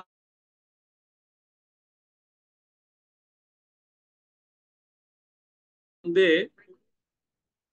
আনন্দেই খুব সেবা করছিলেন মীরাবাই, আনন্দের সঙ্গে সেবা করছিলেন শ্বশুর বাড়িতে। তো কিন্তু এদিকে শ্বশুর বাড়িতে যেটা ঘটলো, শ্বশুর বাড়িতে তিনি ভগবানকে নিয়ে এসেছেন, আসলে দুইজনের মাঝখানে যখন দেখা যায় যে অন্য আরেকজন ব্যক্তি ঢুকে পড়ে, তখন এই গন্ডগোলটা লাগে বা তখন এই বিপদটা আসে। তো তিনি তিনি তো তিনি আসলে কোনো দিকে ওনার সেরকম নেই, তিনি সেবা করে যাচ্ছেন একদম পূর্ণরূপে। দেখুন একটা জিনিস কি, এখানে কিন্তু আমরা বারবার একটা শব্দ ব্যবহার করছি, সেটা হচ্ছে কি, যে সেবা। সেবা এবং পূজার মধ্যে কি পার্থক্য আছে? একটা হচ্ছে সেবা আর একটি হচ্ছে পূজা। ভক্তরা যেটা করেন ভগবানকে, সেটা হচ্ছে সেবা। এই জিনিসটা কিন্তু বাইরের লোকেরা বুঝতে পারে না, বাইরের লোকেরা মনে করে "ও, আমরাও পূজা করি, ওরাও পূজা করছে"। কিন্তু ভক্তরা ভগবানকে পূজা করেন না, ভক্তরা ভগবানকে সেবা করেন। মীরাবাই সবাইকে এটাই বলতে চাইছেন যে তোমরা যেটাকে মনে করছো যে আমি পূজা করি ভগবানের পূজা করি, আমি পূজা করি না, আমি তাকে সেবা করি। সবাই এই পার্থক্য বুঝতে পারে না। সেবার দ্বারা ভগবানকে প্রাপ্ত হওয়া যায়। যেমন সাধনা এবং ভক্তিতে পার্থক্য আছে, সাধনা একটা বিষয়, ভক্তি আর একটা বিষয়। ঠিক আছে, সাধনা সবাই করতে পারে কিন্তু ভক্তি সবার মধ্যে থাকে না, ভক্তির পথ আলাদা। তো এখনো পর্যন্ত এই বিষয়টা কিন্তু এখনো সমাজে কিন্তু এরকম পরিবর্তন হয়নি, সকলে কিন্তু এই বিষয়গুলো, যেমন পুণ্য এবং ভগবত প্রাপ্তি, এর মধ্যে পার্থক্য আছে। পুণ্য একটা বিষয়, ভগবত প্রাপ্তি আর একটা বিষয়। পুণ্য হলে অনেক কিছু হয় মানুষের, কিন্তু ভগবত প্রাপ্তির পথে তো সহজ নয়, এটা কঠিন। তো যেটা বলছি যে এখনো পর্যন্ত সমাজের কিন্তু এরকম পরিবর্তন হয়নি, মানুষ এগুলো বুঝতে পারে না এখনো পর্যন্ত। কেউ যদি এখন মীরাবাইয়ের মতো ভজন করে, তো দেখবেন এরকম মীরাবাইয়ের প্রতিকূল যারা ছিলেন শ্বশুর বাড়ি বা নিজের বাড়িতে, এরকম ব্যক্তির অভাব নেই বর্তমান সমাজে। নিন্দা সমালোচনা করার লোকের অভাব নেই, যদি কেউ মীরার মতো ভজন করা শুরু করে। তাই এই কথা কেবল কেউ ভাব হিসেবে নেবেন না যে প্রভু ভাবের কথা বলছেন, বা একজন একজন ভাবময়ী ভক্তিময়ী মীরার কথা বলছে। আসলে এটাকে ভাব হিসেবে না নিয়ে এটা শিক্ষা হিসেবে নেওয়া উচিত। এই কথাগুলো আমাদের জীবন, এগুলো আমাদের জীবনে একটা বড় শিক্ষা। সত্যিকার অর্থে যদি এটা বলি যে, যেমন সত্যিকার অর্থে যদি কারো দিয়ে ক্লাস করার পর মীরাবাইয়ের মতো ভজন করতে ইচ্ছে হয় বা মীরাবাইয়ের মতো ভগবত প্রাপ্তির ইচ্ছে হয়, তো 2 দিন পর দেখবেন অভিভাবক আমাকে ফোন করবে যে প্রভু কি ক্লাস দিলেন, তো সব মীরাবাই হয়ে যাচ্ছে। সিরিয়াসলি বলছি এটা, এরকম করবে যে কি করে দিলেন আপনি। এটা সব আহ, এইটাই বাস্তবতা, কিন্তু এটা আমরা স্বীকার করি আর না করি, এখনো পর্যন্ত আমাদের সমাজের কিন্তু কোনো পরিবর্তন হয়নি। আমরা নিন্দা করতে কিন্তু ঠিকই এরকম করে ফেলি, যে নষ্ট করে দিয়েছে ছেলে মেয়েদের। সেজন্য আমরা আহ, কোনো কিছুকে যেহেতু আমরা সিরিয়াসলি নিই না এই বিষয়গুলোকে, আমরা সবগুলোকে গুলিয়ে ফেলি, পূজা এবং সেবার মধ্যে গুলিয়ে ফেলি, ভক্তি এবং যে আহ, সাধনা, এগুলোর মধ্যে গুলিয়ে ফেলি আমরা। যেহেতু আমরা সিরিয়াসলি নিই না, সেজন্য আমাদের কি হয়, কিছুদিন পরে নিজের মতামত আমরা দিয়ে দিই, নিজের মতো করে আমরা মত প্রকাশ করে দিই, নিজের মতো করে বলে দিই আমরা। যে সম্পর্কে হয়তো আমার দেখা যাচ্ছে কোনো অভিজ্ঞতা নেই, সেই সম্পর্কে আমি বলে দিলাম হুট করে। এটা কেন আসে? এটা হচ্ছে এই জন্য আসে, আমরা সিরিয়াসলি কোনো কিছুকে নিই না। তো মীরাবাই যখন এরকম ভগবানের সাথে ভাবের আদান প্রদান করতেন, প্রাসাদে সবাই এটাকে সহজভাবে নিতেন না, সবাই এটাকে তেমন অনেকে ছিল নিন্দামন্দ সমালোচনা এগুলো করতেন প্রত্যেকে। প্রাসাদ সাজাতেন তিনি, এবং প্রাসাদের অন্যান্য সবাই তখন বিভিন্নভাবে ওনাকে মন্তব্য করতেন, কেন প্রাসাদ সাজাচ্ছেন তিনি, কি প্রয়োজন তার। তো রাজা যদি রাজা রাজা ওনাকে এসে জিজ্ঞেস করতেন, আচ্ছা মীরা, আজকে রাজপ্রাসাদ সাজালে কেন, আজকে কি? তখন মীরা বলতো যে আজকে হচ্ছে আমার গিরিধর গোপাল আসবেন। তো রাজা প্রবেশ করে বলতেন যে কই, আমি তো কাউকে দেখতে পাচ্ছি না, কোথায় আসছে সে? তো সেজন্য এটা সবাই সবাই দেখতে পান না, কিন্তু অনেক সময় আমাদের কাছে এই বিষয়গুলো অবাক লাগতে পারে, বা আমাদের কাছে মনে হতে পারে যে এরকম হয় নাকি। হ্যাঁ, এরকম হয়। তো মীরাবাইয়ের এই পরিস্থিতি দেখে অনেকেই কমেন্টস করছিলেন, কিন্তু মীরাবাইয়ের সবচেয়ে বড় সাপোর্ট ছিলেন হচ্ছে ওনার পতি, তার রাজা ভোজরাজ। উনি হচ্ছেন মীরাবাইয়ের সবচেয়ে বড় সাপোর্টার। মীরাবাইকে তিনি এই সমস্ত ভক্তিমূলক কার্যে সবসময় সহায়তা করতেন, কোনোদিন বিরোধিতা করেননি তিনি, কোনোদিন বিরোধিতা করেন। প্রথম যখন বিয়ের পরে রাজপ্রাসাদে প্রবেশ করছিলেন মীরাবাই, তখন উনার এক বিধবা ননদ ছিলেন, উদাবাই ওনার নাম। তো উনি সাধারণত রাজপ্রাসাদে যদি কোনো, দেখবেন কোনো বৌদি বা কোনো এরকম ভাইয়ের বউ, ভাইয়ের পত্নী প্রবেশ করে, তখন তার কাছ থেকে গিফট চাইতো আগে, ননদেরা গিফট চাইতো। ননদেরা বলতো যে আমাকে কিছু গিফট দাও। তো সেই উদাবাই তখন মীরাবাইয়ের কাছ থেকে গিফট চাচ্ছেন, যে বৌদি আমাকে গিফট দাও, তুমি তো নতুন এসেছো, তো আমাকে কিছু উপহার দাও। তো তখন মীরাবাই কি করেছেন, তিনি তুলসী মালা প্রদান করে দিয়েছেন তার ননদকে, যে এটা হচ্ছে সবচেয়ে বড় গিফট, এর উপর আর কোনো গিফট হয় না, নাও এটা তোমাকে দিচ্ছি। তো উদাবাই তার ননদ তো চিন্তা করছে, আরে আমি হচ্ছি রাজার বোন, আর সে আমাকে একটা তুলসী মালা গিফট করছে, কোথায় স্বর্ণের চেন নেকলেস এগুলো দেবে আমাকে, এগুলো না দিয়ে আমাকে তুলসী মালা, কাঠের মালা আমাকে পরা দিতে দিতে বলছে। তো মীরাবাইকে যখন জিজ্ঞেস করলেন তুমি আমাকে এটা দিচ্ছ কেন, মীরাবাই বলছে এর চেয়ে বড় উপহার আর জীবনে কারো নেই, কোনো কিছু হতে পারে না, এই তুলসী মালার চেয়ে প্রিয় উপহার বা সবচেয়ে বড় উপহার আর হতে পারে না, এটাই তুমি গ্রহণ করো। তো তিনি নেননি সেটা। সেদিন থেকে উদাবাইয়ের অর্থাৎ ননদের মীরাবাইয়ের প্রতি একটা ক্ষোভ জন্মেছিল, যে কেমন আমার ভাই কেমন মেয়েকে বিয়ে করে এনেছে, সে তো রাজ পরিবারের মর্যাদাই জানে না, একজন রাজকন্যাকে কি দিতে হয়, হতে পারে আমি বিধবা, কিন্তু আমাকে কি দিতে হয় সেটা তো সে জানে না, সে আমাকে একটা তুলসী মালা দিচ্ছে, কোনো রত্ন না দিয়ে, কোনো কিছু না দিয়ে। তো তিনি সরাসরি সেদিন থেকে চিন্তা করতে লাগলেন যে কিভাবে একে শায়েস্তা করা যায়, এই মীরাবাইকে শায়েস্তা করা যায়। তো একদিন সেই রাজ্যে অর্থাৎ ভোজরাজের রাজ্যে কুলদেবীর পূজা, এটা হচ্ছে নিয়ম ওখানকার, যে নতুন বিবাহ করলে পতি পত্নী দুইজনে গিয়ে কুলদেবীকে পূজা করেন, কুলদেবীর পূজা দেন। তো মীরাবাইকে এসে সবাই বলছে যে মীরাবাই তৈরি হয়ে নাও, কুলদেবীর পূজা করতে যেতে হবে। তাও এসেছেন কে ডাকতে, সেই ননদ অর্থাৎ উদাবাই, তিনি ডাকতে এসেছেন মীরাবাই, যে চলো আহ কুলদেবীর পূজা করতে যেতে হবে।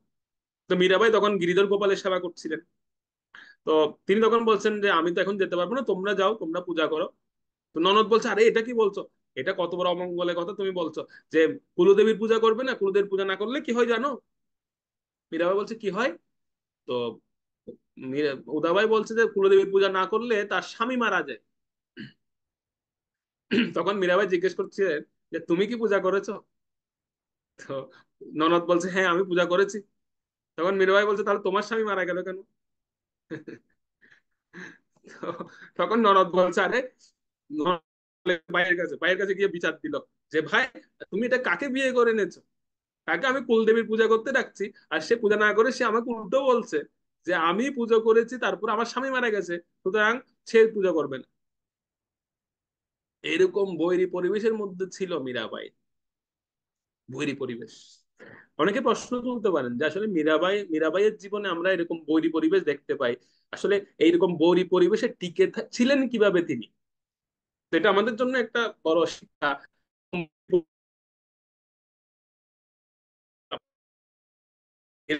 ছিল। মানে দুটো বিষয়, দুটো কারণ মীরাবাই কিভাবে এই বৈরী পরিবেশে টিকেছিলেন। প্রথম কারণটা হচ্ছে দেহ অভিমান শূন্য ছিলেন তিনি। কোনো দেহ অভিমান ছিল না মীরাবাইয়ের। এটা হচ্ছে সবচেয়ে বড়। যে কোনো বৈরী পরিবেশে টিকে থাকতে গেলে আমাদের সবচেয়ে সবার আগে যেটা প্রয়োজন, যে দেহ অভিমান শূন্য হওয়া। কারণ দেহ থেকে সমস্ত অভিমানের জন্ম হয়। যে সে আমাকে এরকম কথা বললো কেন, সে আমাকে এরকম কমেন্টস করলো কেন, বা সে এরকম আমাকে এরকম এরকম কিভাবে বলতে পারে। এই যে কথাগুলো আসে কোথা থেকে? দেহ অভিমান থেকে। আমি আমার দেহ, এই দেহটাকে সে বললো কিভাবে? কারণ আত্মাকে তো কাটা যায় না, আত্মাকে তো কিছু করা যায় না, আত্মাকে তো কোনো কিছু করা যায় না। তাহলে আত্মাকে কেউ কিছু বলতেও পারে না। তাহলে বলছে কাকে? দেহটাকে বলছে। তাহলে দেহ অভিমান শূন্য না হলে তার মধ্যে এরকম ভাবনা আসবে যে সে আমাকে এটা বললো কিভাবে।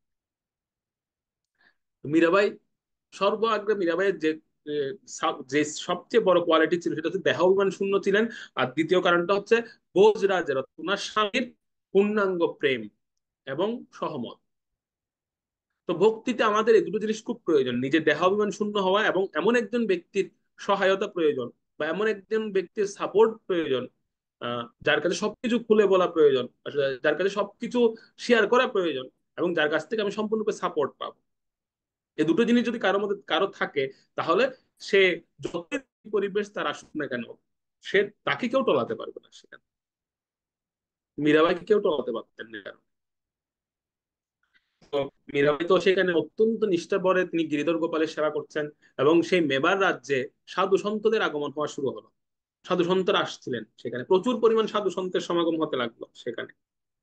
অনেক সাধু সন্তরা আসছিলেন সেই জায়গায়। প্রত্যেকে খুব মীরাবাইয়ের যে বিশেষ করে একটা সময় সেই মেবার রাজ্যে কোনো সন্তরা আসতেন না, খুব কম আসতেন। কিন্তু এখন মেবার রাজ্যে সবাই আসা শুরু করেছিল।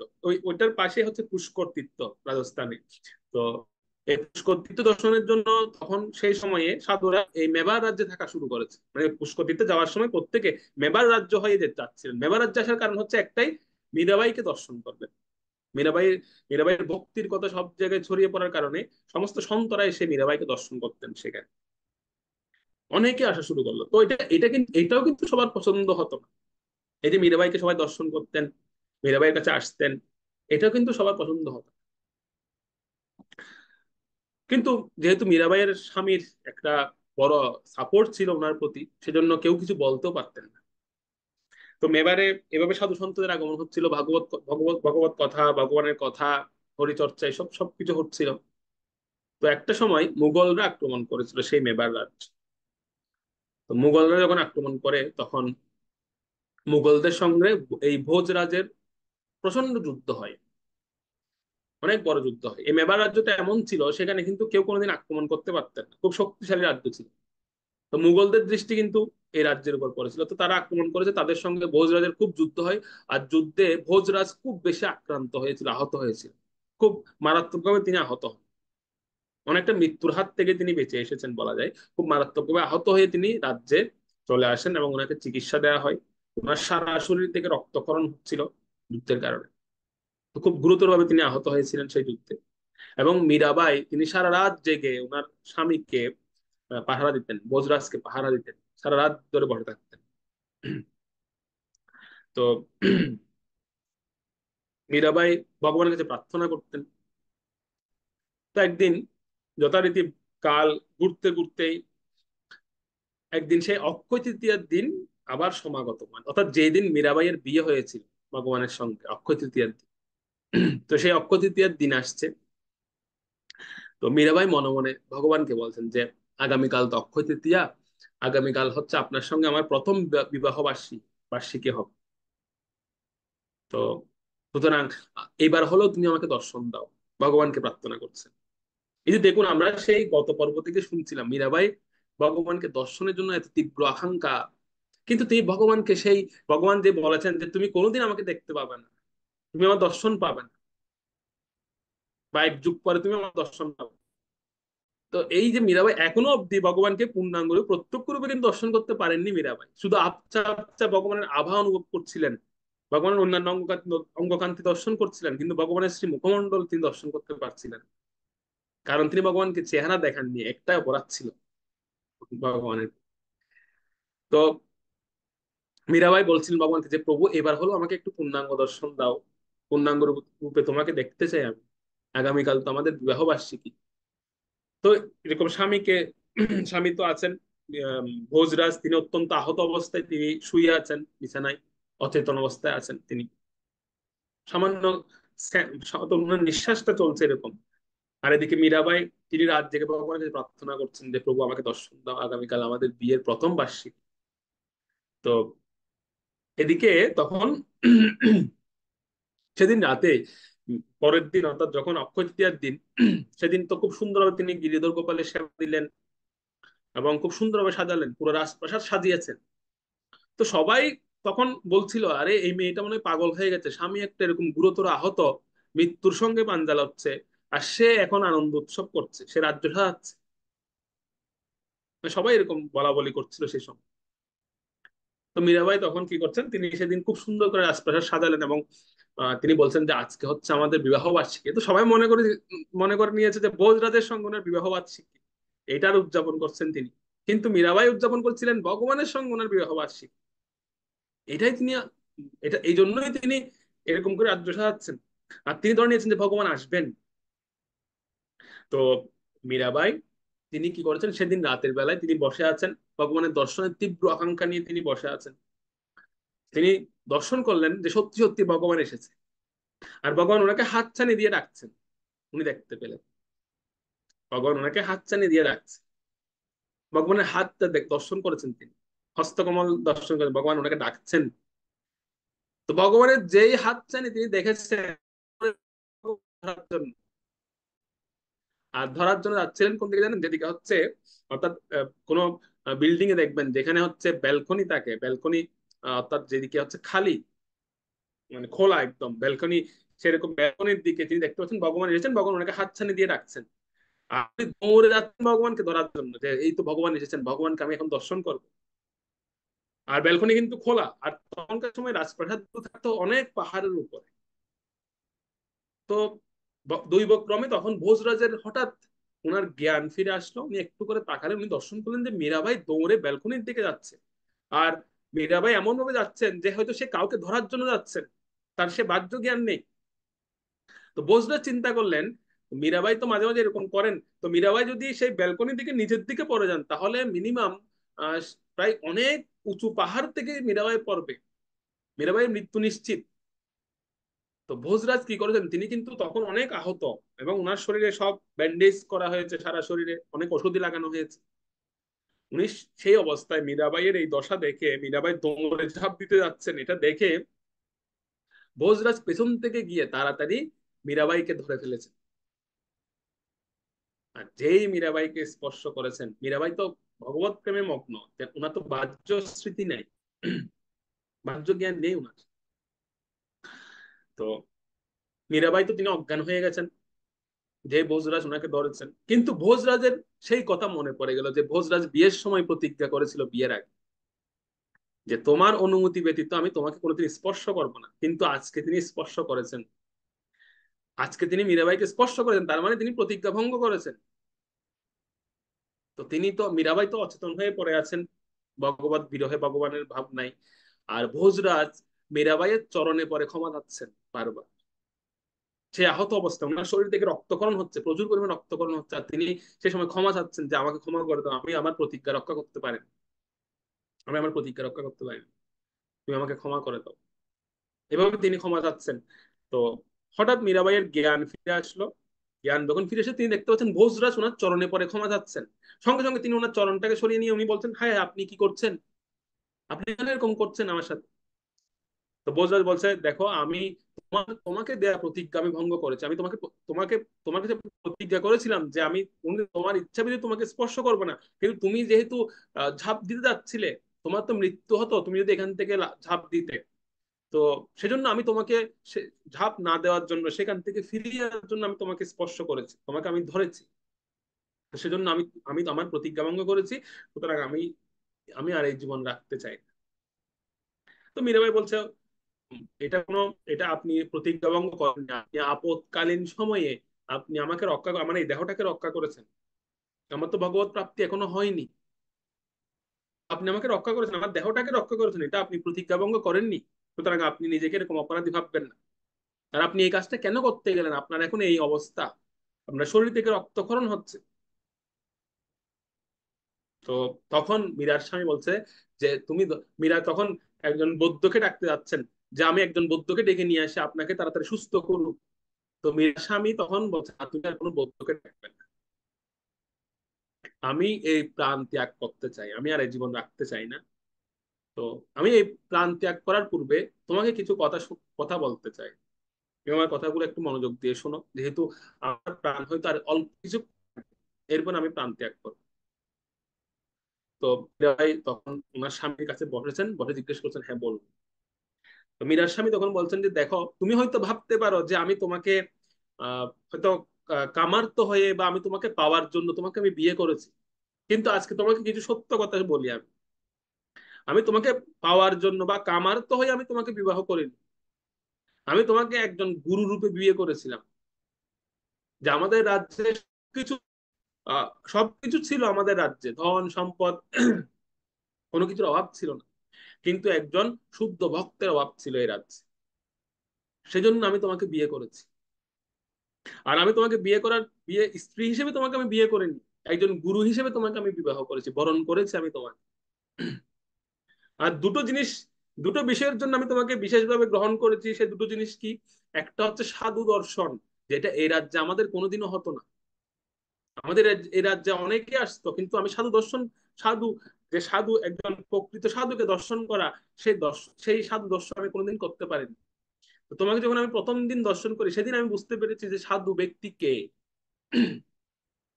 আর এই সাধু দর্শনের ফল কি, সেটা আমি প্রথম দিন বুঝতে পেরেছি। সেজন্য আমি তোমাকে আমাদের রাজ্যে নিয়ে এসেছিলাম, যেন আমি প্রতিদিন তোমাকে দর্শন করতে পারি, একজন সাধুকে দর্শন করতে পারি। এটা হচ্ছে প্রথম। আর দ্বিতীয় কারণটা কি, কেন বিবাহ করেছি? হরি কথার জন্য বিবাহ করেছি। এই যে তুমি এই মেবার রাজ্যে, আমাদের রাজ্যে প্রত্যেকদিন ভগবানের কথা চর্চা করছো, প্রত্যেকদিন ভগবানের কথা বলছো, এই হরি কথা আমি তো আগে কোনোদিন শুনতে পাইনি এই রাজ্যে। কিন্তু এখন আমাদের রাজ্যে প্রতিদিন হরি কথা হচ্ছে, প্রতিদিন কোনো না কোনো জায়গায় ভাগবত কথা হচ্ছে। এটা তোমার কারণে হচ্ছে।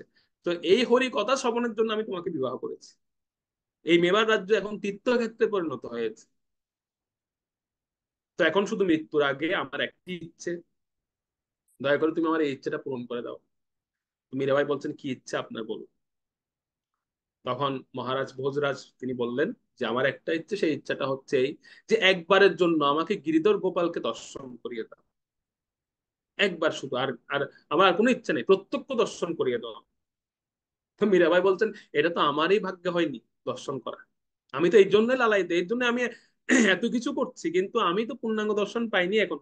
বারবার তিনি আমাকে হালকা ঝলক দর্শন দিয়ে হারিয়ে যাচ্ছেন। আমি ওনাকে আমি ওনাকে ধরতে পারছি না, ওনাকে আমি পূর্ণাঙ্গ রূপে দর্শন করতে পারছি না। আপনাকে আমি কিভাবে দর্শন করাবো মহারাজ?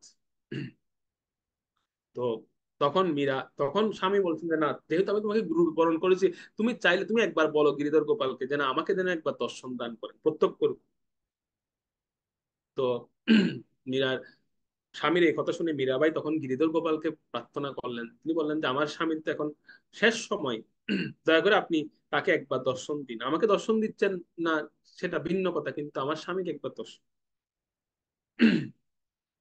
তো মীরা তো চোখ বন্ধ করে প্রার্থনা করছেন, আর এদিকে ভোজরাজ তিনি দর্শন করছেন যে সাক্ষাৎ মীরার পাশে দাঁড়িয়ে আছেন ভগবান গিরিধর গোপাল, অসংখ্য অখণ্ড জ্যোতি সমন্বিত। তিনি দর্শন করলেন গিরিধর গোপালকে, পূর্ণাঙ্গ সাক্ষাৎ রূপে দর্শন করলেন, একদম বিশাল জ্যোতির মধ্যে। তিনি গিরিধর গোপালকে দর্শন করতে করতে তিনি দেহত্যাগ করলেন। তো মীরাবাই দেখলেন ওনার স্বামী দেহত্যাগ করেছে, আর গিরিধর গোপালের স্বরূপ দর্শন করতে করতে দেহত্যাগ করছেন, মুখে সুন্দর হাসি।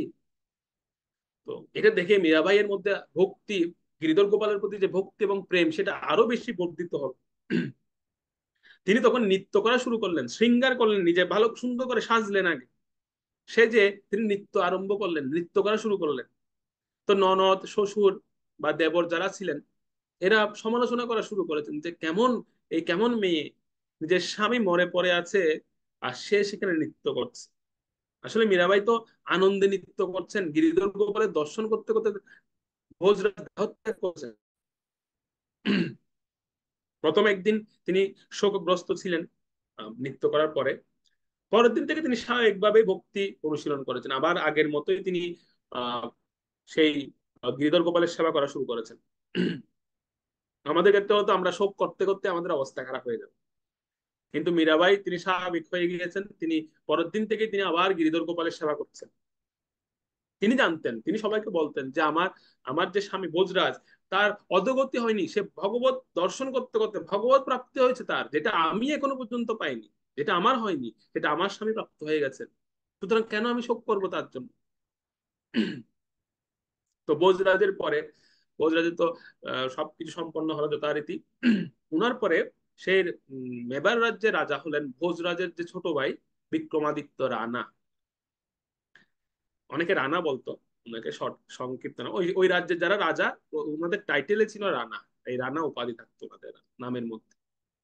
তো বিক্রমাদিত্য রানা তিনি রাজা হলেন ছোট ভাই, কিন্তু তিনি বিশেষভাবে রাজা হওয়ার পর থেকে, আগে থেকেই তো মীরাবাইয়ের প্রতি একটা ক্ষোভ ছিল, বা বিভিন্নভাবে মীরাবাইয়ের বিভিন্ন আচরণে তিনি খুবই অসন্তুষ্ট ছিলেন। এখন যখন রাজা হলেন, রাজা হওয়ার সঙ্গে সঙ্গে তিনি মীরাবাইয়ের উপর বিভিন্ন নিষেধাজ্ঞা জারি করলেন, যে বাইরে যাওয়া যাবে না, বেশি কীর্তন করা যাবে না, বেশি সাধু সন্তদের আনা যাবে না, অনেক অনেক নিষেধাজ্ঞা তিনি জারি করে দিলেন মীরাবাইয়ের উপর। বেশি ভক্তি করা যাবে না। তো যতই নিষেধাজ্ঞা দিচ্ছিল মীরাবাইকে, আর মীরাবাইয়ের ভক্তি ততই বাড়তে লাগলো। এদিকে মানে যত বেশি বাধা আসে ভক্তি দেখবেন, তত বেশি ভক্তিটা অপ্রতিহতা হয়ে যায়। অপ্রতিহত ভক্তি লক্ষণ এটি, যত বেশি বাধা আসবে তত বেশি এটা আরো দ্বিগুণ আকারে বাড়বে সেটা। যেমন আমরা দেখতে পাই রাশিয়াতে যত বেশি বাধা আসছিল, রাশিয়াতে ভক্তি ভগবত ভক্তি তত বেশি প্রচার হয়েছে, তত বেশি ভক্তদের মধ্যে ভক্তি বেড়ে গিয়েছে। এটা হচ্ছে ভক্তির একটা লক্ষণ, স্বাভাবিক লক্ষণ। তো সে রানা চিন্তা করছিল যে মীরাবাইকে প্রতিহত করা যাবে কিভাবে। তো ননদও মীরাবাইয়ের বিরোধী। তো ননদ আর দেবর মিলে চিন্তা করলো যে এই এই এই মীরাবাইয়ের সবচেয়ে বড় সম্পদ হচ্ছে তার গিরিধর গোপাল, তার বিগ্রহটা।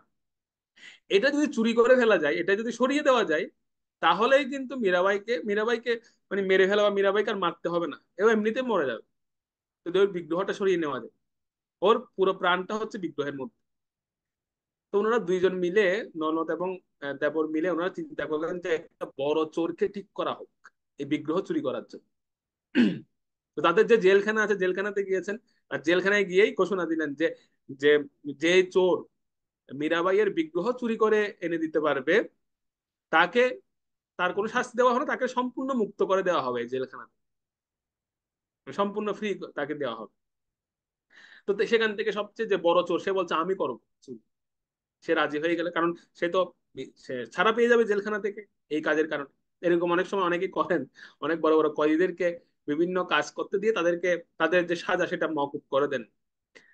তো রাজা এরকম ঘোষণা দিয়েছেন, তখন সে চোর আসলো রাতের বেলা, এবং ঠিক ঠিকই মীরাবাইয়ের যে বিগ্রহ গিরিধর গোপালকে চুরি করে নিয়ে পাশেই একটা কুয়ো ছিল, কূপ, সেই কূপের মধ্যে ফেলে দিয়েছে সে বিগ্রহটা, যাতে আর কোনোদিন খুঁজে না পায় সেই বিগ্রহ। তো এদিকে তো মীরাবাই তিনি প্রথমে তো তিনি সেদিন যেদিন রাতে চুরি হবে সেদিন রাতে খুব সুন্দর সেবা করেছেন তিনি গিরিধর গোপালের। বিশেষ করে এটা আমাদের জন্য একটা বড় শিক্ষণীয়, ভগবানের এই যে দিন, একটা হচ্ছে সকালে দর্শনার্থীর পূর্বের সেবা, আরেকটা হচ্ছে সবচেয়ে এর চেয়েও বেশি অধিক মাহাত্মপূর্ণ, বা এর চেয়ে অধিক বেশি ভগবান প্রসন্ন হন যে রাত্রিকালীন সেবা ভগবান খুব পছন্দ করেন। যখন যেটাকে আমরা শয়নের পূর্বের যে সেবাটা, সেই সেবাটা ভগবান খুব পছন্দ করেন, কারণ ওই সময় ভগবান শয়নে যান। শয়নে যখন যাওয়ার আগে ভক্ত ভগবানকে গিয়ে সুন্দর সুগন্ধি তেল নিয়ে ভগবানের চরণে মালিশ করতে করতে ভগবানকে অনুরোধ করেন যে প্রভু, আপনি তো সারাদিন অনেকক্ষণ দাঁড়িয়েছেন, তো আপনার পা ব্যথা হয়ে গেছে না, আপনি এখন ঘুমিয়ে পড়ুন। এভাবে ভগবানকে প্রার্থনা করা উচিত। আমরা ভগবানকে যখন রাত্রিকালীন শয়ন দিতে যাব তখন আমাদের মনোভাব থাকবে এরকম যে ভগবান সারাদিন ত্রিভঙ্গ ললিত হয়ে দাঁড়িয়েছিলেন বাঁশি নিয়ে। তো একটা মানুষ সারাদিন যদি এরকম করে দাঁড়িয়ে থাকে তাহলে তার তো কষ্ট হবে, বা গৌরনিতাই দু হাত তুলে সারাদিন দাঁড়িয়ে আছেন। তো একটা মানুষ সারাদিন যদি দুই হাত তুলে দাঁড়িয়ে থাকে তার কেমন লাগবে? স্বাভাবিকভাবে তার হাত ব্যথা হবে বা চরণ ব্যথা হবে। তো ভগবানের চরণে সুন্দর করে সুগন্ধি তেল মাখতে মাখতে ভগবানকে বলুন যে তুমি না আজকে সারাদিন অনেক কষ্ট করে দাঁড়িয়েছিলে, তুমি এখন ঘুমিয়ে পড়ো, এখন ঘুমিয়ে যাও। সুন্দর ভজন গাইতে পারেন তখন, কিছু সুন্দর সুন্দর ভজন, রাধা কৃষ্ণ প্রাণমোর যুগল কিশোর, এই ভজনগুলো গাইতে গাইতে ভগবানকে তখন ঘুম পাড়ানো উচিত। তো রাত্রিকালীন সেবাটা ভগবান অনেক পছন্দ করেন দিনের যে কোনো সেবার চাইতে। শয়ন সেবাটা ভগবান অত্যন্ত প্রসন্ন হন। ভক্ত যুবক কিভাবে করান প্রতিদিন, তো 100% গ্যারান্টি আমাদের আচার্যরা বলছেন যে ভগবান তাকে রাতে দর্শন দিবেনই দিবেন, স্বপ্নে হোক বা সাক্ষাতে হোক। ভগবান সে ভক্তের স্বপ্নে আসবেন, এটা একদম 100%। যদি কোনো ভক্ত ভগবান কিভাবে শয়ন করান, এভাবে ভগবানকে বলতে বলতে শয়ন করেন, ভগবানকে সেবা দিতে দিতে শয়ন করান, তো ভগবান তার স্বপ্নে আসবেনই আসবেন। তো মীরাবাই খুব সুন্দরভাবে ভগবানকে শয়ন দিলেন।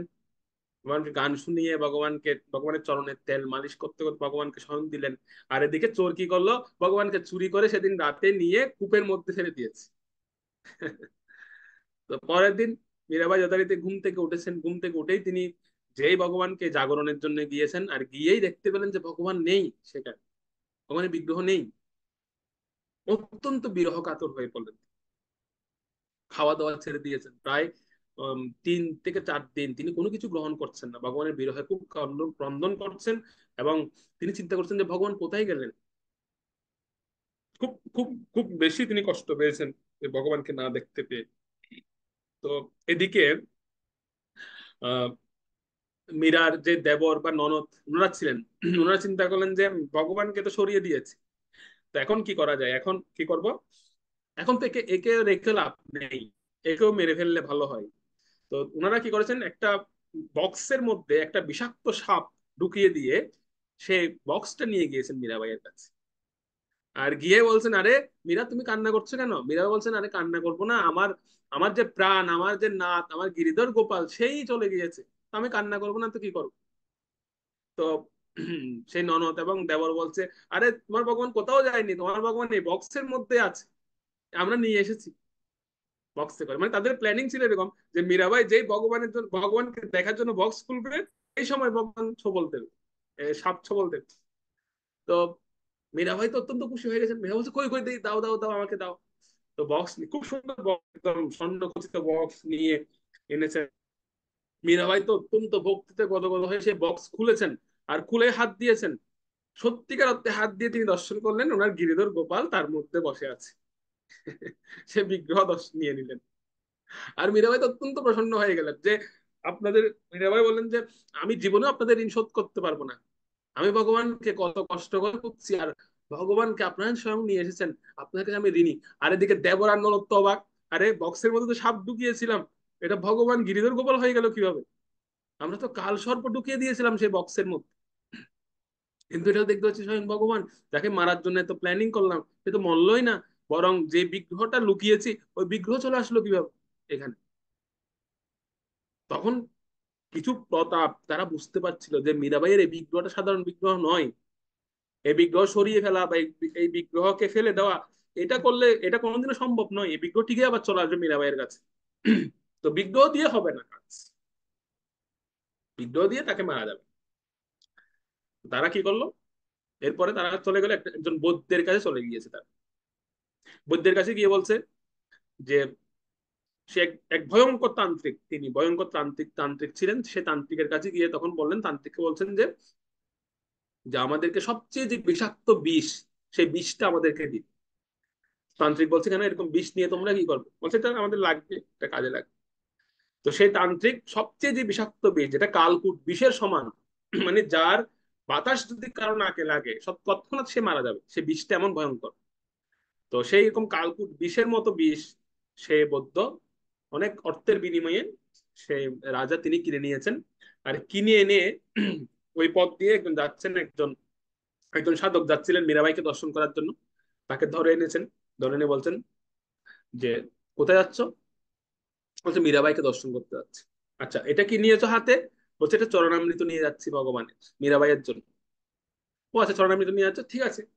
তো সে সাধুকে বলছে আমি ধরছি এই জিনিসটা, তুমি আপনি আপনি একটা ওই যে ওই ওই যে একটা কাপড় দেখতে পাচ্ছেন ওটা নিয়ে আসুন, একটা বস্ত্র, এটাও মীরাবাইয়ের জন্য নিয়ে যাবেন।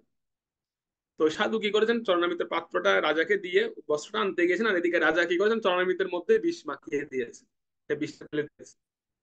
যে এই বিষটা যখন এই চরণামৃত যখন মীরাবাইকে দেওয়া হবে, মীরাবাই শেষ। তো এদিকে সাধু তো এসেছেন, সাধু তো আর জানেন না সেই বিষয়টা। সাধু কি করেছেন, সেই চরণামৃত নিয়েই সেই বস্ত্রটা নিয়ে মীরাবাইয়ের কাছে গিয়েছেন দর্শনের জন্য, মীরাবাইকে দর্শন করবেন তিনি। আর মীরাবাইকে সেই চরণামৃত দান করেছেন। মীরাবাই যখন শুনেছেন যে ভগবানের চরণামৃত, মীরাবাই তো অত্যন্ত আগ্রহে, অত্যন্ত ভাবাবিষ্ট হয়ে তিনি সেটা গ্রহণ করলেন। তিনি অত্যন্ত ভক্তি ভরে একদম অত্যন্ত ভক্তি নিষ্ঠা সহকারে সেই চরণামৃত গ্রহণ করে নিলেন। আর এদিকে দেবর এবং ননদ তারা আড়াল থেকে দেখছিল যে মীরাবাইয়ের কি হয়, যে হয়তো কিছুক্ষণ পরে সে মারা যাবে। তারা দেখছিল যে মীরাবাইয়ের শরীরের জ্যোতিটা যতই চরণামৃত গ্রহণ করছিলেন, জ্যোতিটা দ্বিগুণ হারে বাড়ছে মীরাবাই। তো তখন দেবরান্ন চিন্তা করছে, আরে তান্ত্রিককে আমাদেরকে তাহলে 2 নম্বর বিষ দিয়ে দিয়েছে না, এই বিষ খেয়ে তো মরে যাওয়ার কথা ছিল, কিন্তু এখন তো মরছে না, বরং তার শরীরে বেড়ে যাচ্ছে দিন দিন, জ্যোতি বেড়ে যাচ্ছে মীরাবাইয়ের সেই অমৃত গ্রহণ করে। কারণ তিনি সেইভাবে গ্রহণ করছিলেন সেটা। রাজ্যে যারা বাকিরা ছিলেন, রাজ্যের মধ্যে যারা ছিলেন, প্রত্যেকে এই বিষয়টা বা মীরাবাইয়ের যে এরকম ভক্তির উজ্জ্বলতা দেখে, মীরাবাইয়ের যে অঙ্গকান্তির যে উজ্জ্বলতা, এই উজ্জ্বলতা দর্শন করে রাজ্যের বাকি অন্যান্য সবাই, ওনারা তো চিন্তা করছেন যে মীরাবাইয়ের হলো কি, মীরাবাইয়ের এরকম শরীরে দিব্য জ্যোতি দিন দিন বেড়ে যাচ্ছে কেন। সবাই আকৃষ্ট হচ্ছিল ওনার প্রতি, সবাই আকৃষ্ট হচ্ছে।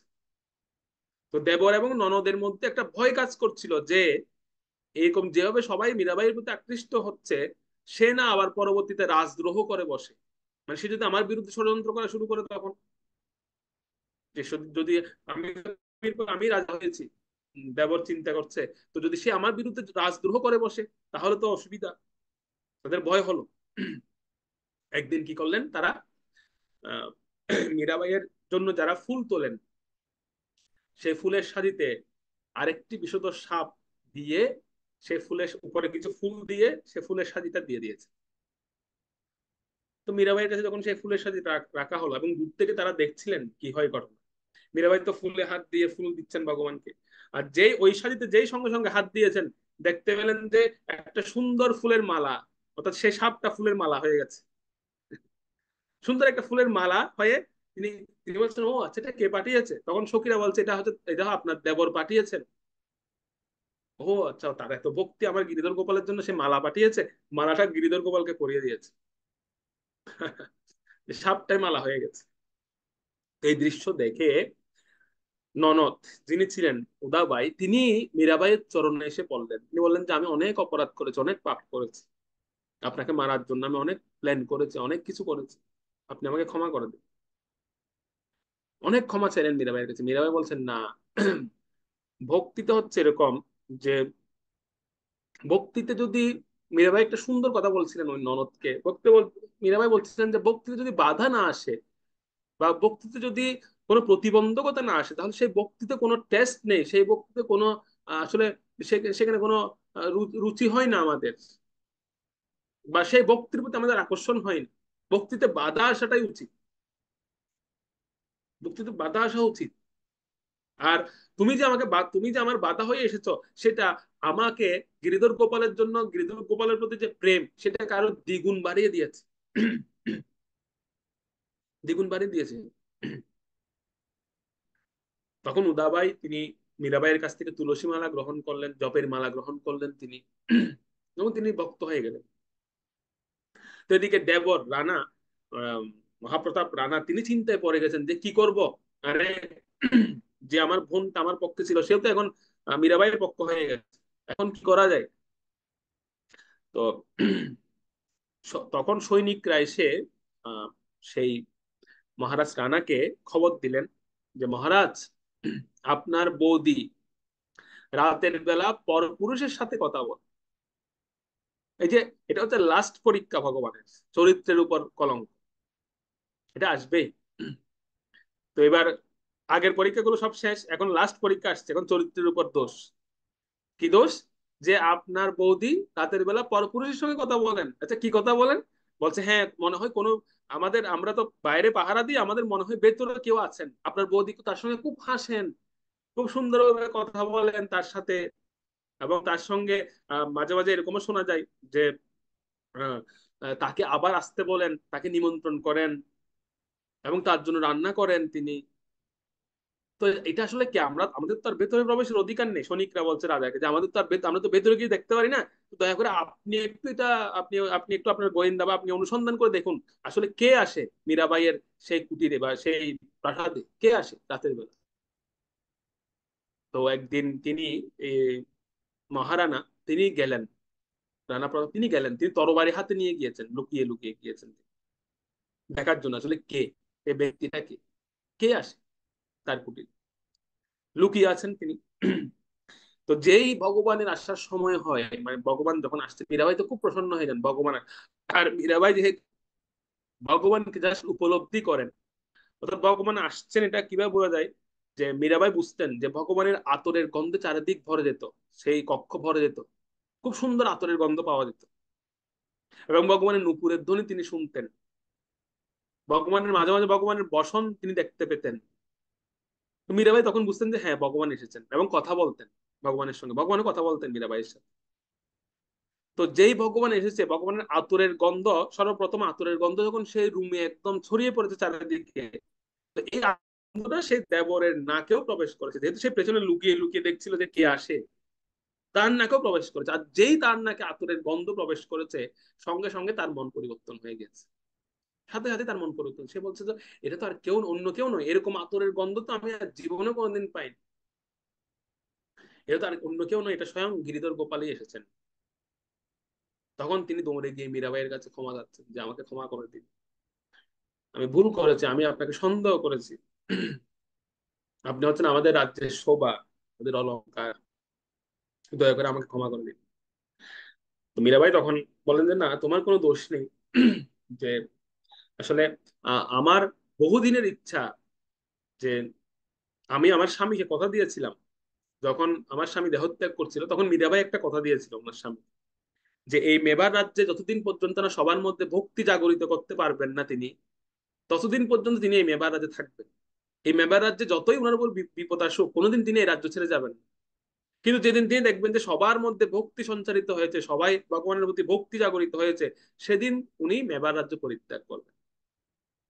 তো মীরাবাই বলছেন আমার আজকে অনেক খুশি লাগছে যে এই মেবার রাজ্যে সবাই ভক্তি জীবন করছেন, সবাই ভগবানের প্রতি আকৃষ্ট হয়েছেন, সুতরাং আজকে হচ্ছে আমার বিদায় পালা, আমার এখন যাওয়ার সময়, আমি এখান থেকে বিদায় নেব। তো তুমি আমাকে, তুমি যেহেতু রাজা এখন, তুমি আমাকে অনুমতি দাও এখান থেকে যাওয়ার জন্য। তো এটা শুনে তো রানা অত্যন্ত কষ্ট পেলেন যে আপনি এই রাজ্য ছেড়ে চলে যাবেন, তো এই রাজ্যের তো শ্রী নষ্ট হয়ে যাবে, এ রাজ্যে কোনো সুন্দর থাকবে না, আপনার কারণে এই রাজ্য এত সুন্দর ছিল বা এরকম ছিল, এখন তো সেই রাজ্য নষ্ট হয়ে যাবে। মীরাবাই বলছেন না, আমি আমার স্বামীকে কথা দিয়েছি যেদিন এই রাজ্যে ভক্তি প্রবেশ করবে, ভক্তি সবার মধ্যে জাগৃত হবে, সেদিন আমি আমার আমার গিরিধর গোপালকে দর্শনের জন্য, যাকে দর্শন করার জন্য আমি এত লালায়িত, এত বেকুল, তাকে দর্শনের জন্য আমি চলে যাব, আমি তো সেই উদ্দেশ্যে এসেছি। তো অনেক অনেক অনেক অনুরোধ করলেন থাকার জন্য, কিন্তু উনি থাকলেন না। উনি বৃন্দাবনের উদ্দেশ্যে যাত্রা করলেন মীরাবাই সেখান থেকে। বৃন্দাবনে কেন, যে মীরাবাই জানতেন যে বৃন্দাবনে গেলেই ভগবত দর্শন সম্ভব প্রত্যক্ষ ভাবে। তো বৃন্দাবনের উদ্দেশ্যে তিনি যাত্রা করেছেন, বৃন্দাবনে যাওয়ার জন্য বেরিয়ে গেছেন, আর মনে অত্যন্ত আকুলতা যে ভগবানের দর্শন করবেন, সাক্ষাৎ ভগবানের দর্শন করবেন, অত্যন্ত আকুলতা নিয়ে যাচ্ছেন। আর যাত্রা পথে মাঝে মাঝে ভগবানের ঝলক দর্শনও পাচ্ছেন কোথাও কোথাও বৃন্দাবনে, বিভিন্ন জায়গায়। এইটাতে আরো বিরহ বেড়ে যাচ্ছে ওনার। যমুনায় গেলেন, আর যমুনায় গিয়েই যে জলের মধ্যে, জলে যখন উনি তাকিয়েছেন জলের মধ্যে, সেখানে ভগবানের দর্শন পেলেন, অর্থাৎ ঝলক দর্শন পেলেন সেখানে ভগবানের, আরো আকুল হয়ে গেলেন তিনি। কিন্তু একটা প্রশ্ন ওনার হৃদয়ে ঘুরপাক কাটছে, সেটা হচ্ছে যে আহ, এতবার ভগবানের ঝলক দর্শন হচ্ছে, ভগবানের প্রত্যক্ষ দর্শন করতে পারছি না কেন আমি? আমি তো ভগবানের ভূমিতে এসে গেছি, বৃন্দাবনে এসে গেছি, এখানে অন্ততপক্ষে তো ভগবান আমাকে দর্শন দিতে পারে, এখানে তো ভগবান আমাকে দর্শন দিতে পারে, কিন্তু ভগবান আমাকে দর্শন দিচ্ছেন না কেন? কেন ভগবান আমাকে এরকম বিরহের মধ্যে রেখেছেন? এরকম যখন তিনি সন্তদেরকে প্রশ্ন করছিলেন, সন্তরা তখন সবাই উত্তর দিলেন যে, মীরা, এই প্রশ্নের উত্তর তুমি একমাত্র একজন ব্যক্তির কাছে পাবে এই বৃন্দাবনে নয়, তুমি শুধু বর্তমান বৈষ্ণব জগতে তিনি অত্যন্ত প্রসিদ্ধ, এবং আমাদের বৈষ্ণব জগতে উনি হচ্ছেন সবচেয়ে বেশি অধ্যয়ন করেছেন, সবচেয়ে বেশি মানে সবচেয়ে বেশি শিক্ষিত বলা হয় ওনাকে বৈষ্ণব শাস্ত্রে। বৈষ্ণব শাস্ত্রে সুপণ্ডিত তিনি। তোমার যে জিজ্ঞাসা, তোমার যে প্রশ্ন, সেই প্রশ্নের উত্তর তুমি তার কাছেই পাবে। তিনি কে? সন্তরা বলেন তিনি হচ্ছেন ছিল জীব গোস্বামী পাদ। তুমি ছিল জীব গোস্বামী পাদের কাছে যাও, ওনার কাছে গেলে তুমি তোমার উত্তর পাবে। তো মীরাবাই সাথে সাথেই তিনি জীব গোস্বামী পাদের কাছে চলে গেলেন, রাধা দামোদর মন্দিরে গেলেন এবং গিয়ে এই প্রথম তিনি জীব গোস্বামী পাদের চরণ দর্শন করলেন। দর্শন করা মাত্রই উনার মধ্যে আসলো উনার গুরুদেবের কথা। প্রথম দিন উনার গুরুদেব উনাকে বলেছেন যে তোমায়, তুমি তোমার গুরুকে প্রাপ্ত হবে একদিন। সেই কথা ওনার মনে পড়ে গেল। জীব গোস্বামীদের চরণ দর্শন করা মাত্রই উনার তখন মাথায় আসলো যে হ্যাঁ, আমি যে যাকে খুঁজছিলাম আমার গুরু রূপে, ইনি হচ্ছেন সেই গুরু, উনি আমার গুরু। তো গুরু রূপে তিনি বরণ করতে গেলেন। জীব গোস্বামী এবার তাড়াতাড়ি জীব গোস্বামী সরে গেলেন। জীব গোস্বামী বলছেন আপনি এরকম করবেন না, আপনার ভক্তির কথা আমি শ্রবণ করেছি অনেক জায়গায়, আপনি অনেক মহান ভক্ত। মীরাবাই বলছেন হ্যাঁ, আপনি যাই শ্রবণ করেছেন, কিন্তু আমি, আপনি কৃপা করে আমাকে গ্রহণ করুন এবং আমার মনের, আমার যে প্রশ্ন, সে প্রশ্নের সমাধান দিন। জীব গোস্বামী জিজ্ঞাসা করলেন কি প্রশ্ন তোমার? তো মীরাবাই বললেন যে আমি ভগবানকে দর্শন করতে পারছি না, ভগবানের মুখমণ্ডল আমি দর্শন করতে পারছি না, ভগবানকে পূর্ণাঙ্গ প্রত্যক্ষ রূপে আমি দর্শন পাচ্ছি না কেন? তখন জীব গোস্বামীপাদ বললেন যে দেখো, জীব গোস্বামীপাদ তিনি ভাবনেতে তিনি মীরাবাইয়ের পূর্ব জন্ম কথা, চরিত্র কথা সব জানতেন। মীরাবাই কে ছিলেন, কি হয়েছিল ভগবানের সঙ্গে না। তো জীব গোস্বামীপাদ মীরাবাইকে বললেন যে দেখো মীরা, যে কেন তুমি কৃষ্ণকে দর্শন করতে পারছো না এই বৃন্দাবনে আসার পরেও। তো বিষয়টা হচ্ছে যে ভগবানের যে প্রেম, সেই প্রেমের হচ্ছে দুটি প্রকাশ, দুটি প্রেমের দুটি স্বরূপ। একটি হচ্ছে স্বকীয়া আর একটি হচ্ছে পরক।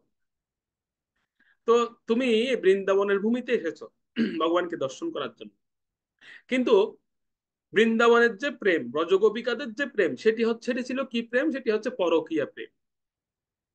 আর তুমি যে ভগবানকে ভালোবাসো, সেই প্রেমটা হচ্ছে স্বকীয়া প্রেম। অর্থাৎ তুমি ভগবানকে পতি রূপে ভালোবাসো, ভগবানকে স্বামী রূপে ভালোবাসো। ব্রজগোপিকারা তো ভগবানকে স্বামী রূপে ভালোবাসতেন না, তাদেরটা ছিল পরকীয়া প্রেম। তো তুমি স্বকীয়া প্রেম নিয়ে পরকীয়া প্রেমের ভূমিতে এসেছো, তুমি কৃষ্ণের কিভাবে দর্শন পাবে? সেজন্য ভগবান তোমাকে ঝলক দর্শন দিয়ে সরে যাচ্ছেন, তোমার সামনে আসছেন না। বৃন্দাবনে যদি কৃষ্ণ পেতে হয়, বৃন্দাবনের কৃষ্ণকে যদি লাভ করতে হয়, তাহলে পরকীয়া প্রেমে তাকে ভালোবাসতে হবে। তো তুমি তো কোনোদিন পরকীয়া প্রেমে ভালোবাসনি, তুমি স্বকীয়া প্রেমে ভগবানকে ভালোবেসেছো। মানে পতি পত্নীর যেরকম সম্পর্ক, সেইভাবে তুমি দেখেছো কৃষ্ণকে, সেই ভাবটাই লালন করেছো আজীবন তোমার হৃদয়ে। সুতরাং তোমার জন্য বৃন্দাবনের ভূমি নয়, তুমি চলে যাও। তার মানে এই নয় যে তুমি কৃষ্ণকে দেখতে পাবে না, তুমি কৃষ্ণকে দেখতে পাবে। তুমি যেই ভাব নিয়ে ভগবানকে সেবা করতে ভালোবাসতে, সেইভাবে দর্শন পাবে। তাহলে তার জন্য কোথায় যেতে হবে? তুমি দ্বারকায় চলে যাও, দ্বারকা নগরীতে যাও। সেখানে ভগবান দ্বারকাধীশ রূপে অবস্থান করছেন। আর তুমি যেহেতু ভগবানকে পতি রূপে ভালোবাসো, সেখানে তুমি তোমার স্বরূপে ভগবানকে পাবে। পতি হিসেবেই তিনি সেখানে বিরাজ করছেন। 16,108 জন মহিষীর পতি সেখানে। বৃন্দাবনে তো কাউকে বিয়ে করেননি ভগবান, দ্বারকাতে গিয়ে বিয়ে করেছেন। সুতরাং তুমি ওখানে তোমার স্বামীকে পাবে। তো জীব গোস্বামী মহারাজ যখন এই কথাটা বলেছেন, এবং সঙ্গে সঙ্গে আরেকটি ঘটনা ঘটে যে আহ, এই মীরাবাইয়ের যিনি সখী ছিলেন, সেই সখীরাও তখন মীরাবাইকে বলছিলেন, তারাও দর্শন করেছেন যে মীরাবাইয়ের যে ভাব ভগবানের প্রতি, প্রতিরূপে ভগবানকে ভালোবাসতেন, সেই অর্থাৎ সখিয়া রসে। তো সেই রসে ভগবান দ্বারকায় বিরাজ করতেন। স্বয়ং শ্রীমতী রাধারানী এসে সেই মীরাবাইকে কৃপা করেছেন। শ্রীমতী রাধারানী মীরাবাইকে বলছেন হ্যাঁ তুমি দ্বারকায় যাও, দ্বারকায় গিয়ে ভগবানকে তুমি প্রাপ্ত হবে, তোমার পতিকে তুমি প্রাপ্ত হবে। তো এইভাবে যখন সমস্ত বৈষ্ণবদের আশীর্বাদ পেলেন, বিশেষ করে ছিল জীব গোস্বাইপাদের আদেশ পেলেন, এবং উনার কাছ থেকে যখন এই তত্ত্বটা তিনি পেলেন, অর্থাৎ ওনার যে প্রশ্ন ছিল কেন তিনি ভগবানকে দর্শন করতে পারছেন না বৃন্দাবনে এসে, তো এই তত্ত্ব যখন তিনি পরিষ্কার রূপে বুঝতে পারলেন এবং এই রস প্রাপ্ত হলেন, সম্বন্ধ রসটা যখন জাগ্রত হলো ওনার, যে ভগবানের সঙ্গে ওনার সম্বন্ধটা কি, তখন তিনি যাত্রা করলেন বৃন্দাবনের দ্বারকার উদ্দেশ্যে। বৃন্দাবন থেকে, বৃন্দাবন থেকে তিনি দ্বারকায় যাত্রা করলেন এবং দীর্ঘ কয়েক মাস তিনি যাত্রা করেছেন সেখানে। যাত্রা করে তিনি অবশেষে পৌঁছালেন দ্বারকায়। আর দ্বারকায় এসে যেই ভগবান দ্বারকাধীশকে দর্শন করেছেন, দ্বারকাধীশকে দর্শন করে অত্যন্ত ভাবাবিষ্ট হলেন। এবং আহ, প্রথম দিন তিনি প্রথম দিন দর্শন করতে পারেননি, প্রথম দিন এসেছেন, এসে তিনি খুঁজছেন যে দ্বারকাধীশ ভগবান কোথায়, দ্বারকাধীশ ভগবান কোথায়। তো কিছু ভক্তরা ওনাকে দেখিয়ে দিয়েছেন যে এই হচ্ছে দ্বারকাধীশ ভগবানের মন্দির। সেখানে গিয়েছেন, আর সেখানে গিয়ে যখন ভগবানের প্রথম দর্শন হলো, ভগবানের বিগ্রহ খুললেন, ভগবান প্রকাশ দিলেন, ভগবান দর্শন দিলেন। সবাই তো ভগবানকে দর্শন করছিলেন, তো মীরাবাই প্রথমে ভগবানের শ্রী মুখমণ্ডল দর্শন করলেন, একদম দর্শন করেন। ভগবানের সমস্ত অঙ্গার তিনি দর্শন করে যাচ্ছিলেন, করতে করতে একদম পরিষ্কার ভাবে তিনি ভগবানের মুখমণ্ডল দর্শন, ভগবান সাক্ষাৎ দর্শন দিচ্ছেন দ্বারকাধীশ। সবাই বিগ্রহ দর্শন করছিল, কিন্তু মীরাবাই তিনি ভগবানের একদম সাক্ষাৎ স্বরূপ দর্শন করছেন। ভগবান দাঁড়িয়ে আছেন এবং ওনাকে ইশারা করছেন, মীরাবাইকে, মীরাবাইকে ডাকছেন ভগবান যে তুমি আসো। তো মীরাবাই দৌড় দিয়েছেন একদম সবার মাঝখানে, দৌড় দিয়ে তিনি যেই ভগবানের কাছে গেলেন, ভগবানের নিকটে গেলেন, ভগবান মীরাবাইকে আলিঙ্গন দিয়ে মীরাবাইকে ভগবানের পাশে দাঁড় করালেন। আর সবাই দেখতে পেলেন যে মীরাবাই ভগবানের অঙ্গে প্রবেশ করেছে, সঙ্গে সঙ্গে ভগবানের অঙ্গে প্রবেশ করছেন তিনি, অঙ্গে প্রবেশ করছেন। তো কিছু কিছু যারা পার্শ্বদগণ ছিলেন তারা দৌড়ে গিয়েছেন ধরার জন্য মীরাবাই, কিন্তু ধরতে পারেন। মীরাবাই ভগবানের অঙ্গে প্রবেশ করেছেন। আর ভগবানের অঙ্গে যে তিনি প্রবেশ করেছেন, এটা অনেকে বিশ্বাস করবে না হয়তো এই কথাটা, এটা অনেকে নাও মানতে পারে। সেজন্য ভগবান কি রেখেছেন, ভগবান একটা চিহ্ন রেখে দিয়েছেন, সেই দ্বারকাধীশ বিগ্রহের অঙ্গে একটা চিহ্ন রয়ে গেছে, যে মীরাবাইয়ের একটা বস্ত্রের খণ্ড, মানে বস্ত্রের টুকরা এখনো পর্যন্ত ভগবানের গায়ে লেগে আছে। তো মীরাবাই যে কাপড় বস্ত্রটা পরে ভগবানের অঙ্গে মিলিত হয়েছেন, তো পুরো অঙ্গ তো ভগবানের অঙ্গে প্রবেশ করে গেছে, একটা বস্ত্রখণ্ড এখনো পর্যন্ত বের হয়ে আছে ভগবানের অঙ্গ। এটা মীরাবাইয়ের বস্ত্র, যাতে ভবিষ্যতে কেউ এটা অবিশ্বাস না করেন, ভগবান এটা যেন বিশ্বাস করে সবাই, প্রত্যেক। তো সবাই অত্যন্ত সেখানে প্রত্যেকে মীরাবাইয়ের জয়ধ্বনি দিচ্ছিলেন, মীরাবাইয়ের জয়গান করছিলেন। মীরাবাই আজকে পূর্ণরূপে ভগবানকে প্রাপ্ত হয়েছেন, রূপে যেরূপে ভগবানকে প্রতিরূপে ভালোবাসতেন, ভগবানকে প্রতিরূপে সেবা করতেন। তো আজকে তিনি পূর্ণরূপ দর্শন করলেন ভগবানের, ভগবান আহ, মীরাবাইকে দর্শন দান করলেন, এবং মীরাবাই ভগবানের অঙ্গে মিলিত হলেন, ভগবানকে প্রাপ্ত হলেন তিনি সম্পূর্ণরূপে। তো এই যে ভক্তিমতী মীরা, ভক্তিমতী মীরাজির যে চরিত্র, আমি যদিও আমি খুব সংক্ষিপ্ত ভাবে আপনাদের বলে, এর আরো বিস্তৃত রস বা বিস্তৃত মাহাত্ম্য আছে অনেক। তো আসলে এই যে ভক্তিমতী মীরার যে চরিত্র, সেই চরিত্রটি এটা আমাদের জন্য অত্যন্ত শিক্ষণীয় একটি চরিত্র। অত্যন্ত শিক্ষণীয় চরিত্র এই জন্য বলছি যে একজন ভক্তের জীবনে যে আহ, কি পরিমাণ আহ, বাধা এবং কি পরিমাণ পরিস্থিতি আসতে পারে ভগবত প্রাপ্তির ক্ষেত্রে, ভগবত দর্শনের ক্ষেত্রে বা ভক্তি পথে। আমরা তো সবাই ভক্তি পথের প্রতীক, এখানে যারা আছেন প্রত্যেকে ভক্তি পথের প্রতীক। তো ভক্তি পথের প্রতীক হওয়া এত সহজ নয়, বা এটাকে এত সহজভাবে নেওয়া উচিত নয় আমাদের। সেখানে বহুবিধ বাধা আসবে, বহুবিধ আমাদের বিঘ্ন আসবে। তো আমাদের উচিত হচ্ছে কি, সেই সমস্ত বাধা বিঘ্ন যা কিছুই আসুক না কেন, আমরা যদি আমাদের লক্ষ্যে স্থির থাকি, আমাদের যে লক্ষ্য সেই লক্ষ্যে যদি আমরা স্থির থাকি এবং নিষ্ঠা রাখি, নিষ্কপট হই, তাহলে দেখা যাবে অন্তিমে গিয়ে, সর্বশেষ গিয়ে ভগবান সে ভক্তকে পুরস্কৃত করেন। ভগবান কখনো তার ভক্তকে হতাশ করেন না, কিন্তু ভগবান পরীক্ষা নেন, ভগবান যাচাই করেন তার ভক্তকে। তো এইভাবে মীরাবাই ওনার ভগবত প্রাপ্তি হয়েছিল, এবং ভগবত প্রাপ্তি হওয়ার পরে তিনি ভগবানের কাছে পৌঁছলেন, ভগবান ওনাকে পত্নীর স্থান দান করেছিলেন। জয় জয় ভক্তিমতী মীরাজ কি জয়, শিল প্রভুপাদ কি জয়, সমেত ভক্তবৃন্দ কি জয়, গৌর প্রেমানন্দে।